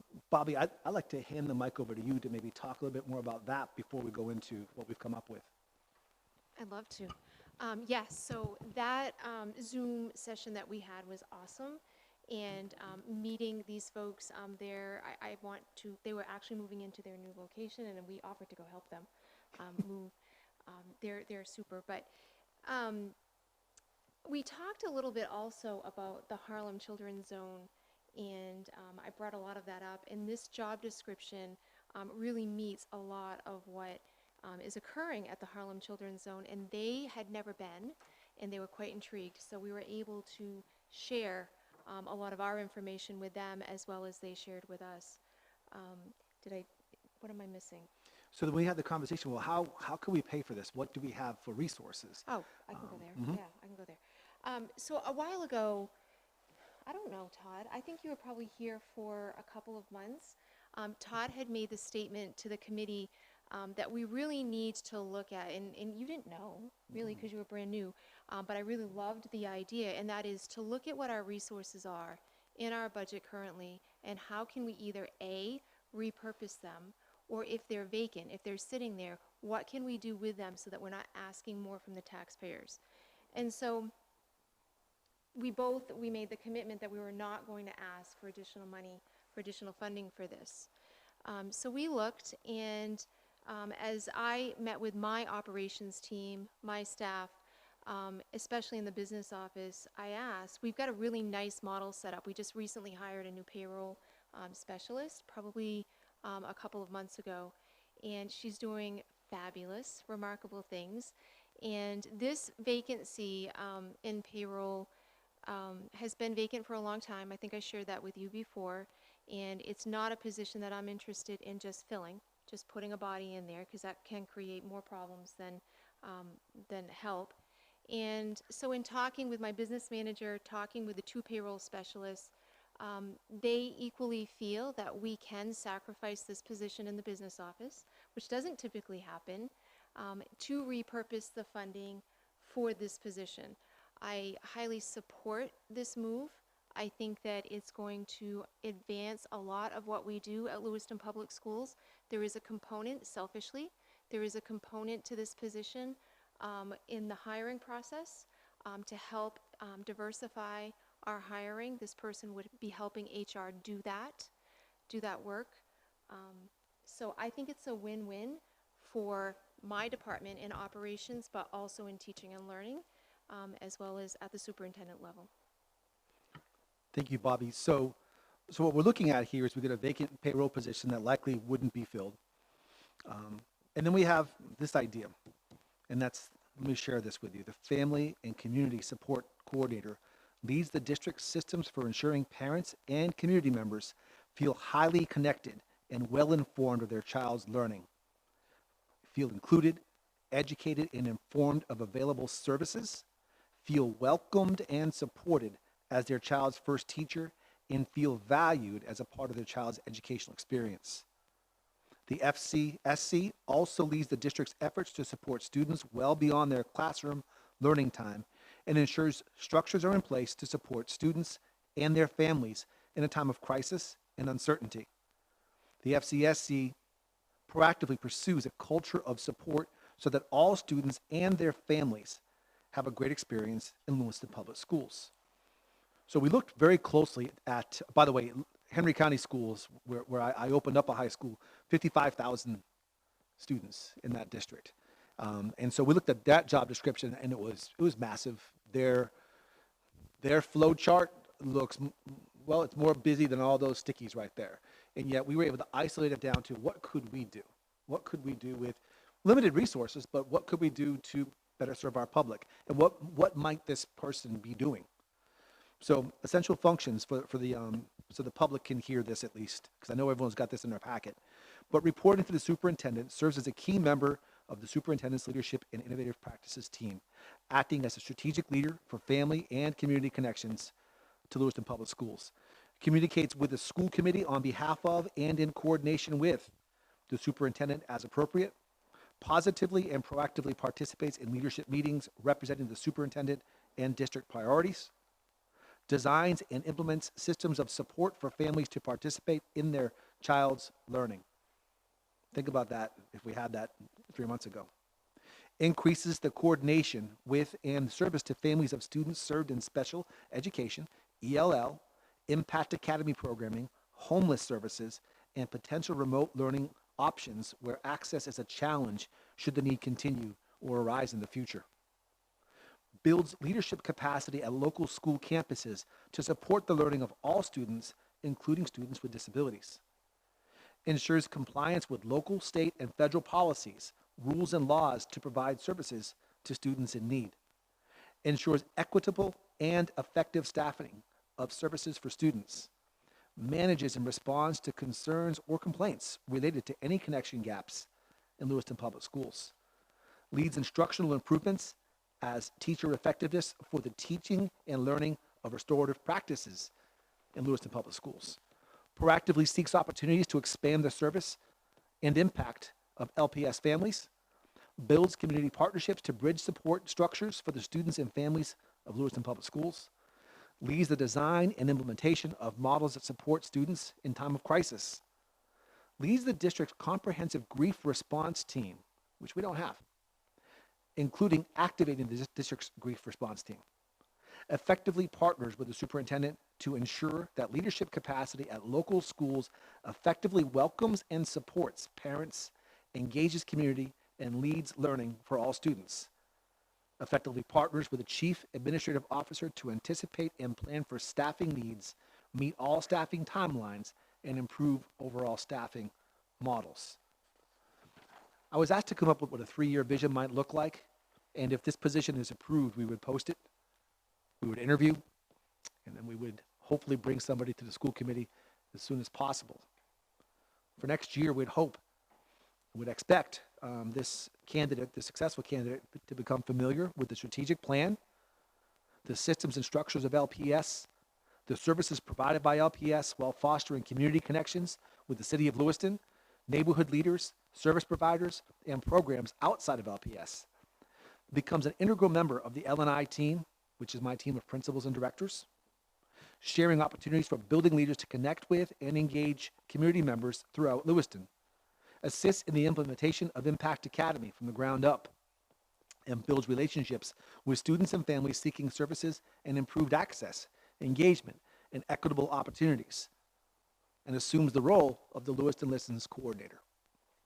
Before we went into our current protocols, Lewiston Listens was actually gaining some traction, becoming pretty big. People want that again. The following year, we do all those same things, but continue with year one responsibilities, adding professional development for all educators around restorative practices, cultural competency, and conflict resolution.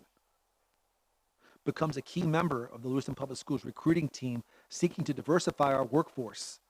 Begins building connections for work-based learning opportunities, internships, and community service for LPS learners seeking this programming. And in the following year, would add to that, continuing with year one and year two responsibilities, now integrating deeply into Impact Academy as it grows potentially beyond the Lewiston Public Schools borders. Presents out to school committee the results of work-based opportunities, internships, and community service for Lewiston Public Schools learners seeking this programming. Initiates surveys to the public to gauge the effectiveness of our efforts to more strongly connect the community and families to Lewiston Public Schools.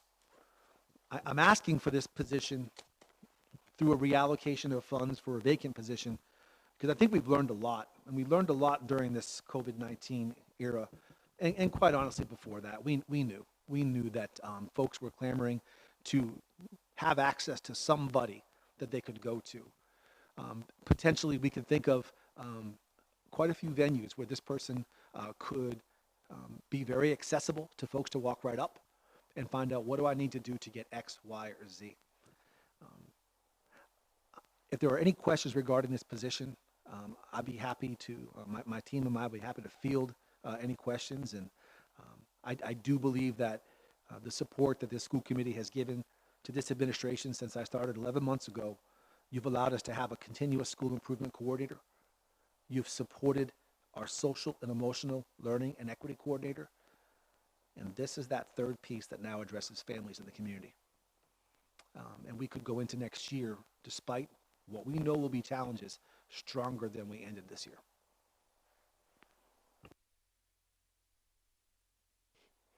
There are questions. So I see you, Ms. Ray. I'm going to start there, and then we'll go Mr. Potvin, Mr. Majerus-Collins.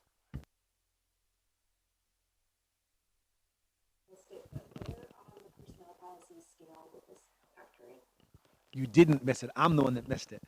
It would be SME 15. Okay, so that's more in line with our restorative practice coordinator. Yes. Student initiative coordinator. Okay. Thank you.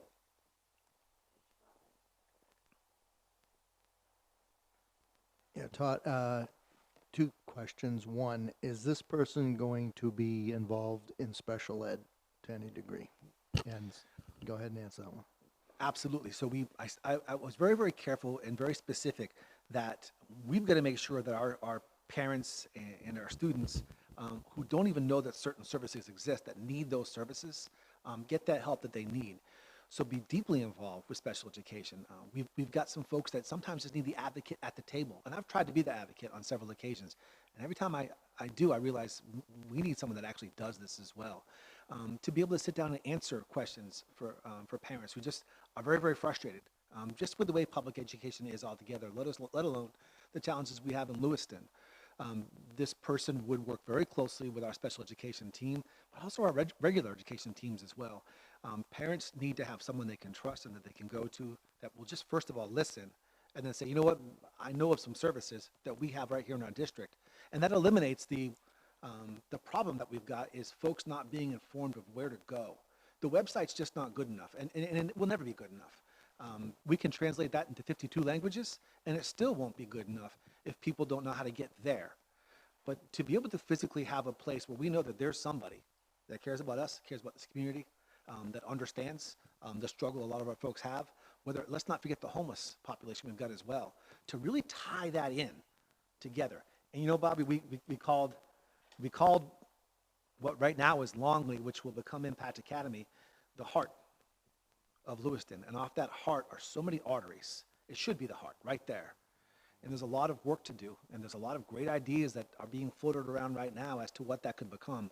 I see this person in the heart right there, allowing folks to access not only special education questions and answers and services, but to point folks in other directions. Where can I get a coat? You know, where can I get a meal? You know, I'm really struggling with credit recovery. Who can I talk to? And allow that person to not just point where to go, but to bring them there as well and advocate for them.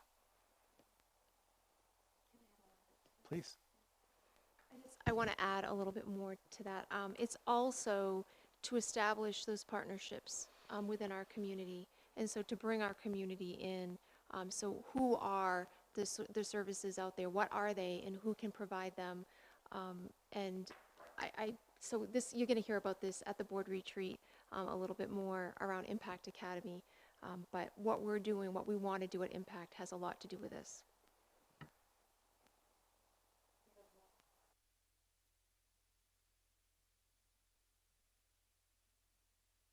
Majerus-Collins.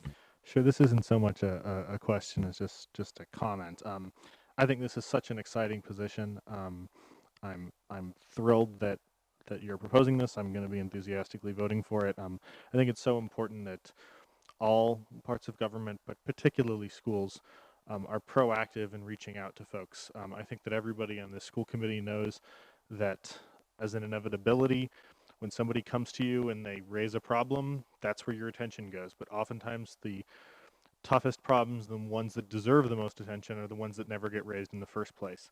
This strikes me as an opportunity to proactively deal with those and provide help and support for the folks who need it most.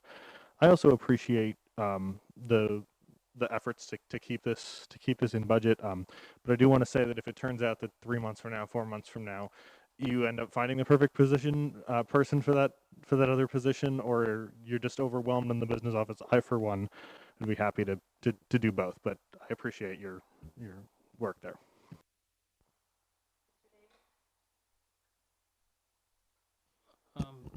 Todd, this seems like a very specialized position.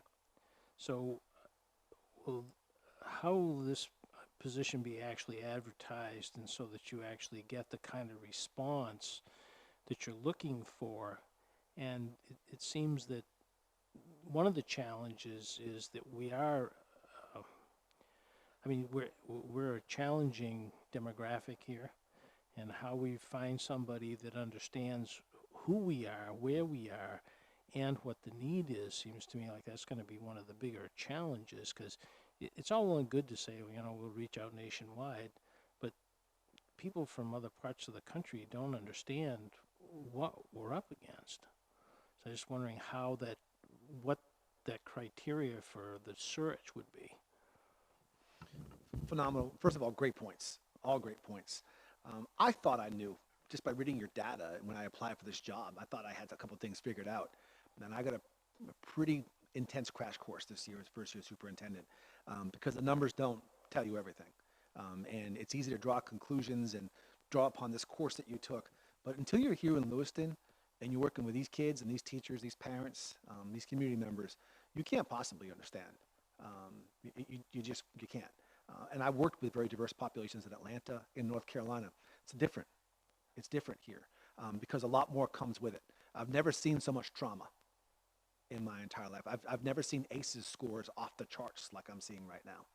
So that being said, this is what we're looking for. And you're right, it's specialized. And so you're going to have to be able to do these things.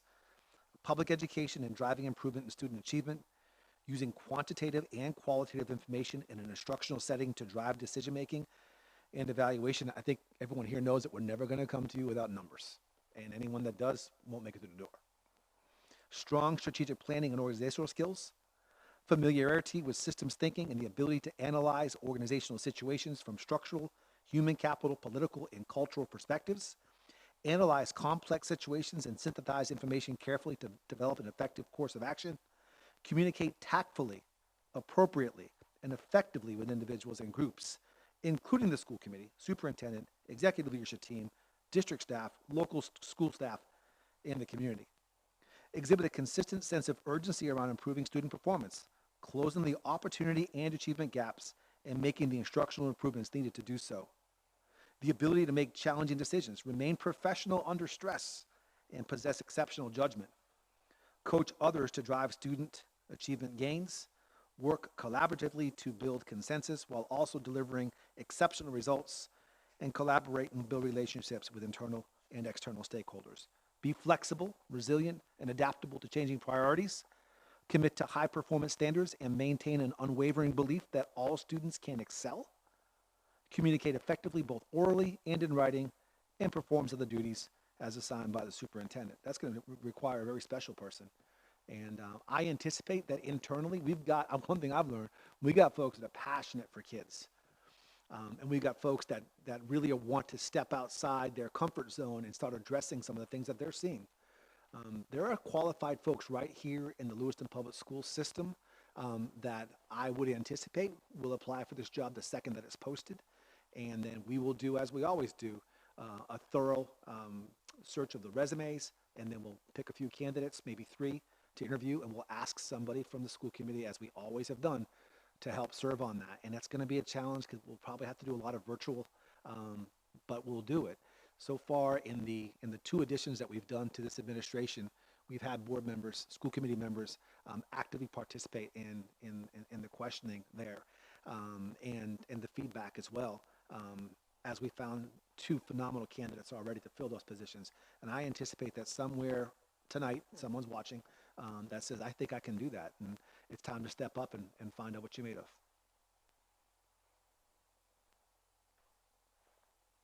Ms. Hawkins? I think that's a wave of your hand. Yeah.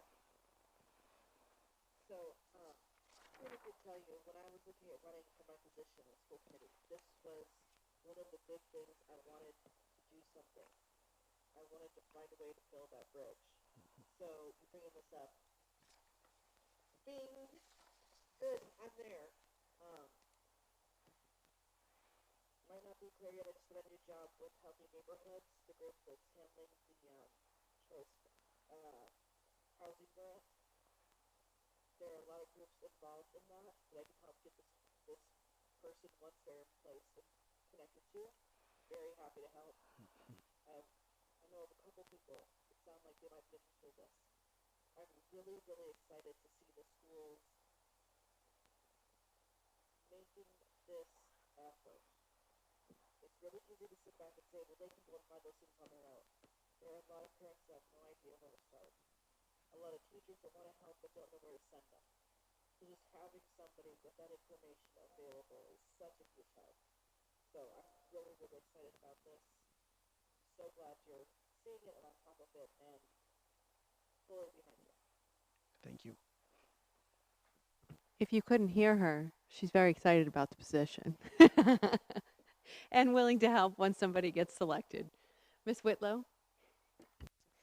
I'm not as optimistic as others. Nothing personal to anybody who has put this together. My concerns, well, first I have a question. I know that the position that was not, the funds were allocated towards your position. I know you had mentioned in the past that you think that the position didn't have a high enough pay scale, and that's why you weren't getting any qualified candidates to fill that. So I thought that maybe a higher pay scale would help relieve you guys, ladies, or whoever is in your group there. So professional, I know. Sorry. So honestly, I'd like to know a little bit more about why you think you can do without that position. So I appreciate your concern about that. We actually had so we had 2 openings, 2 vacancies in payroll, and we had an unexpected transfer from, which was a major win for us, but from LHS. I'll just say that. I'll leave it at that. And they transferred to our department. She is a rock star, and she's kicking some butt in payroll. So in talking with my business manager, who has taken on, she's assumed some payroll responsibilities, which our former business manager did as well. And then with the new hire that we have, the new transfer, and then with our current payroll specialist, I really do believe that we have it covered. I don't think, and to Kieran's point, I appreciate the gesture. I genuinely think that our staffing is, for now, I'll just do this, and barring nothing crazy happens, our staffing is where it needs to be. And I'm telling you, I'll leave that money sitting there on the table. I will not fill that position. And so given what we really need to do to move our district forward, it makes best sense to repurpose that. So I do support it. I think we'll be fine. Okay, so my hesitation is, in the past, as a board, we have said we don't want to see unbudgeted positions coming forward. But I guess maybe it isn't unbudgeted if we have the funds. Is that correct? I see nods, but I don't know. Yes, it's Okay. absolutely correct. Okay. So this money is budgeted in the payroll office. It's right in the budget. Okay. And so this might seem harsh, and it's not towards you guys. But I feel like if we had better trained people in certain positions, not naming certain positions, that we wouldn't need a person to help guide parents that have kids with special needs. So I'm a bigger component of looking at who we have in the positions and making sure they're trained, and if they're not, maybe we need to look elsewhere for someone who is trained. I am going to vote against this Until we get our audit back from the special education audit, we should not be hiring for something if we might need something bigger and better from that. So I'm a big component of special education, as most of you know, and that is lacking very strongly in this district, as we all know. And no matter how much I've tried to advocate, there's constant roadblocks and miscommunication. And I think if we have trained the people properly in those positions, then we shouldn't need extra help in the special education. So I'm going to say to you all, let's not get these funds taken away into something else until we have the audit back and make sure that we know that we have funds for what's actually needed. Not saying that this isn't needed. That's not what I'm saying. But we don't know what's coming down the road. If I could address that, first of all valid concerns. The committee will likely remember that we recognized that professional development in this district was nowhere near where it needed to be. Remember, we talked about our 4 budget goals, and this school committee supported us 1,000%, and those funds are still there. We can really drill down and take a peek at where we know we need to get better. We all know where we have to get better, and that professional development's been lined up.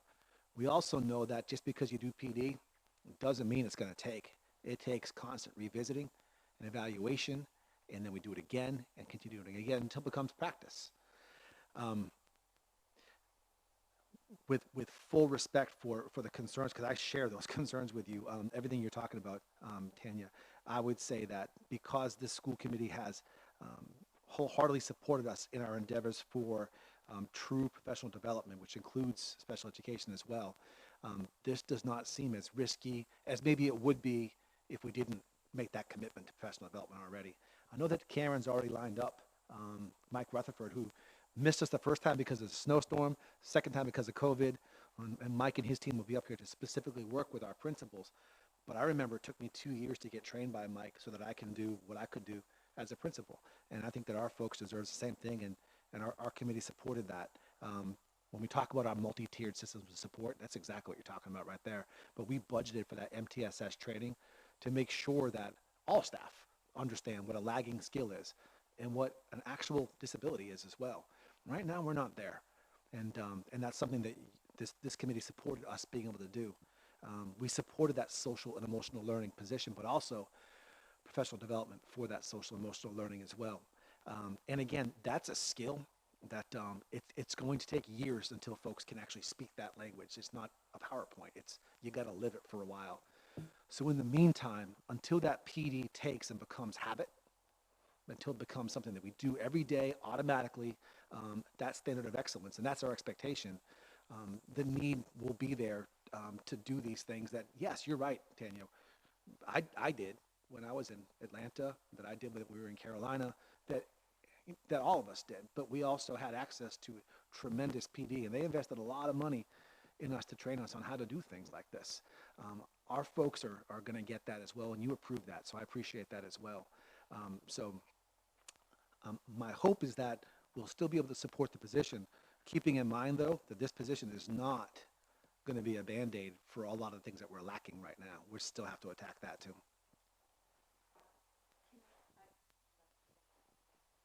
And I'll go another round for folks. When I read this position, like Bobby, I thought of the practices that we learned about at the Harlem Children's Zone. One person, to me, this is an overwhelming job description for one person. I think it is a start. I like the idea of community schools where there's one person in each school that is that resource person to take in information from the family, to figure out and source the needs, and then get them to the folks that are the experts in the field, the teachers, or resources outside of school. And that model to me makes a lot of sense. In the models that I've looked at, they're not even people that are hired by the school department. But what I do like about this model, and what I see that it matches from Harlem, is that they would have family coordinators working with families and follow them through their entire time from elementary, well, actually from birth sometimes, all the way through the pipeline, even when they graduated. And the success stories from having that one person that they can go to for family needs, that knows them, and that relationship has helped with their success. Again, this is one person, but it is a start to a model that I believe in, because the teachers aren't in the community every day to get those resources, and guidance counselors are working on things that are in-house as well. And we know that, or I believe that we do a really good job of wraparound services for our students, and to bolster that, because if we don't take care of the whole student and the whole family, then we may not be getting them to a place where they can access their education when they are in school. So again, huge job. I like actually the internship part could be a job by itself, but making those connections, I think we saw the kids come in from Next Step, where we saw business owners sitting in the crowd. They are supporting students in internships. So how do we build on those relationships we already have to make internships and experiences for students even better? So I'm in support of this in tandem with professional development and making sure that everybody can be a resource for families. This would just be more of a point person to coordinate those, is the way that I see it. Mr. Majoris Collins. I move that we approve the position of Family and Student Support Coordinator. Motion and a second. Any more discussion? Ms. Parks? So before I start, I want to apologize because I'm not going to wordsmith the way that I intend to, so I don't mean anything offensively. When I read the first two paragraphs of this proposed position, or even the title of it, it sounds like a great position. It sounds like it's going to be helping our students, it's going to be helping our families, it's going to be building connections, it's going to be doing all of the things that we need to do. It sounds to me like very similar to what Jim Cliff has at Montello with his community family coordinator, or whatever it is. I don't know the title of that. But does a lot of interfacing between the students, the families, the services in the community, all of that stuff, which I think would be great at all of our schools.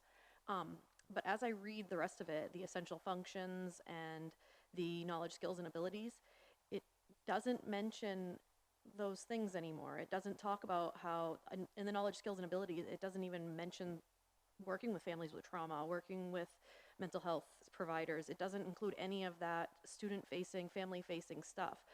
And the rest of it reads more like an administrative position, with compiling data and coordinating with the school committee and other officials and things like that.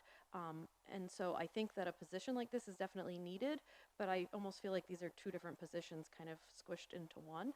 And I'm not sure we need more administrative positions in Lewiston. I think we need more student-facing and family-facing positions. And I'm not sure I'm sold that this is what we need. That's all.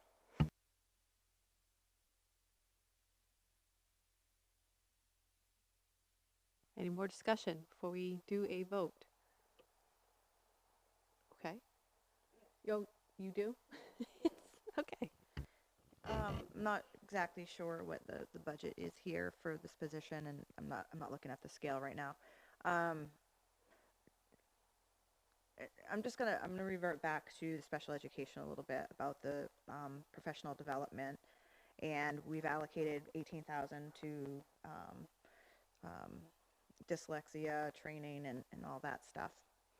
How many teachers can be effectively trained with that amount? I don't know. Do you have a ballpark figure of how many teachers can be touched with that 18,000? Absolutely. When we're learning, we can actually train a lot more now that we've learned how to do things virtually as well. So, this would be something that we would coordinate with our principals, with our special education coordinators when they're within the schools, to make sure that the teachers who are working most closely with students with dyslexia would have access to that training as well. Okay. So, it's a good start. It's not going to just be a one and done, a 1 year and done, because we've got to build upon something that right now we both know doesn't exist. Right. So I guess my concern is, statistics say 1 out of every 4 kids are dyslexic. Some are a little more extreme than others. this district hasn't done much until this year with your acknowledgement of things. And if that's the case, why aren't we putting more funds into those kids versus this position? That's my stance.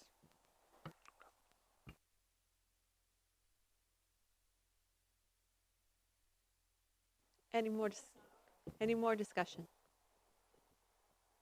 Okay, we're going to do a roll call vote. We're going to start with Ms. Parks. No. Mr. Damon. I vote yes. Mr. Majerus Collins. Yes. Ms. Whitlow. No. Ms. Hawkins. Mr. Potvin. Yes. Ms. Ray. What's that count?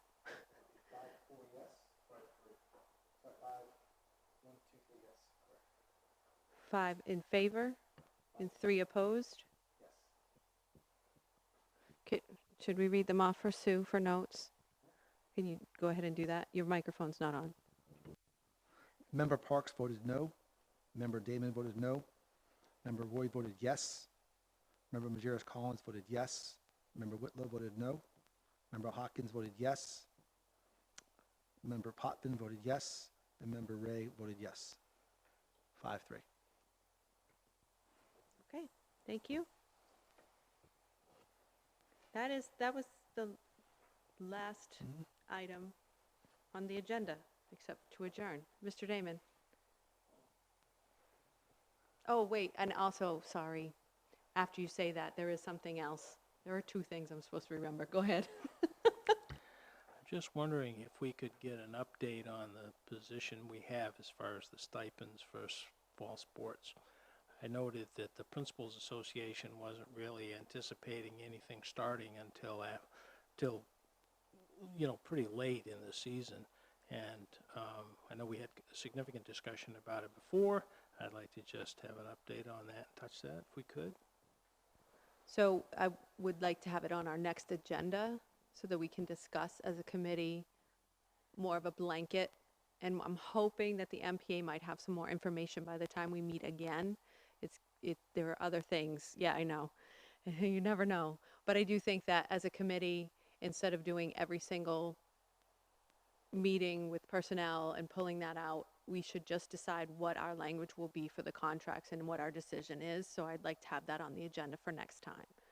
Folks are very good question. Thank you. Yes. There are 2 things. Ms. Ray is going to give us a city council update. She asked to do that. And before you leave, those green things are parking passes for school committee members for graduation. You need to take one on your way out so that you can get in the back way and park. So there's a gate.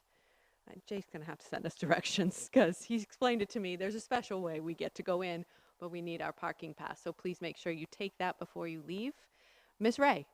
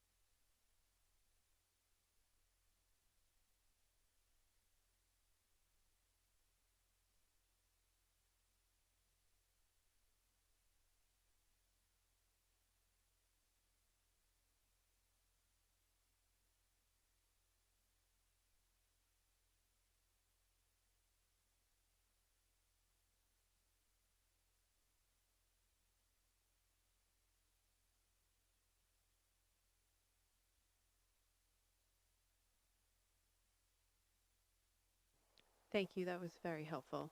Does anybody have a question for Ms. Ray about any of that? Okay, Mr. Potvin has a question for you, Ms. Ray. Alicia, on your legislative committee, is there any uniform discussion to the state as far as the schools go in designing a phased-in approach to beginning to get back the students back into the schools? You know, not everybody all at once, but at least, like, you know, the governor had the phase-in for business. What's she doing for education? There's a lot of questions out there with parents that, what the heck is going on with the state as far as education goes? Are we going to see some sort of plan, phased-in plan that we can begin to work on?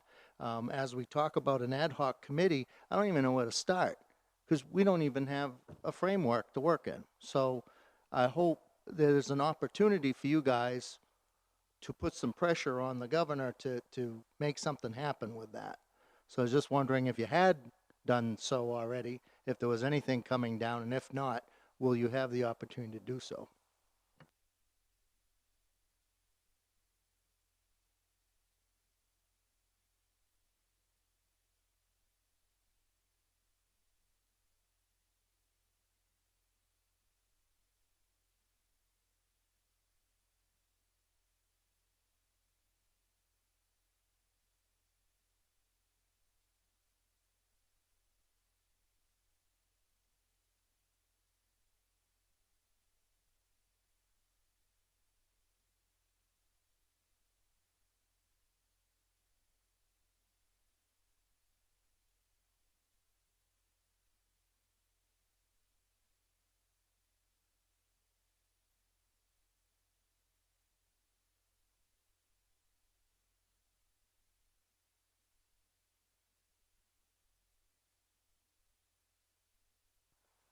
Catch the ball. I had I'm glad you said that actually, and thank you for the question. The Maine School Board Association, we met this past weekend, and I was also involved in a regional District 6 meeting, of which I am the director at large, and we do have a director for that. There are a lot of questions, and Steve Bailey, the executive director of Maine School Board Association, has been in multiple meetings, and guidance from the DOE is slow, as Todd mentioned earlier. And the thing that Steve said to us on Saturday was that he was hoping by Wednesday of this week that there would be some information to give us a glimpse into that phase of the process. So the short answer is no, there's nothing, but there is constant conversation, and the Commissioner Pendermaken is in constant contact with the governor to try to make sure that our agenda for opening is right on the top of the list of things. So the questions are happening, the meetings are happening, the people are talking about it. We're on the list of things. So as soon as I find out anything, I mean, the guidance comes out pretty quickly. The summer guidance came out. We all got it. And you adapt to that. You have to be very careful, even with the guidance, because it will change. And it is only June. I was going to say May, but it is June now. And so I think one thing that they're relying on is the numbers of cases to see how that'll evolve. I'll keep you posted from what I know. I've gone to a lot of meetings, and I've listened actually to a lot of other schools, what they're doing in relation to things like paying stipends and what they're doing for graduation, and we are almost all in the same boat. I haven't heard some extraordinary thing that somebody's doing that is something that we should chase after. So I think that we're all struggling to figure it out, and it's really great to talk to other districts to see where they're at. And we're pretty much in line with what other people are going through, and we're making decisions that other people are making based on that information too. So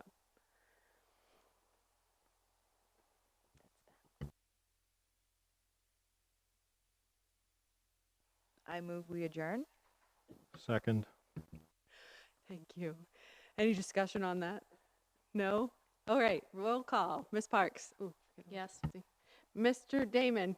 Yes. I say yes. Mr. Majerus Collins? Yes. Ms. Whitlow? Yes. Ms. Hawkins? Mr. Potvin? Ms. Ray? Thank you, everybody. Don't forget, the 13th, we're not going to the Green Ladle because we can't. We're going to Connors Elementary School for our retreat.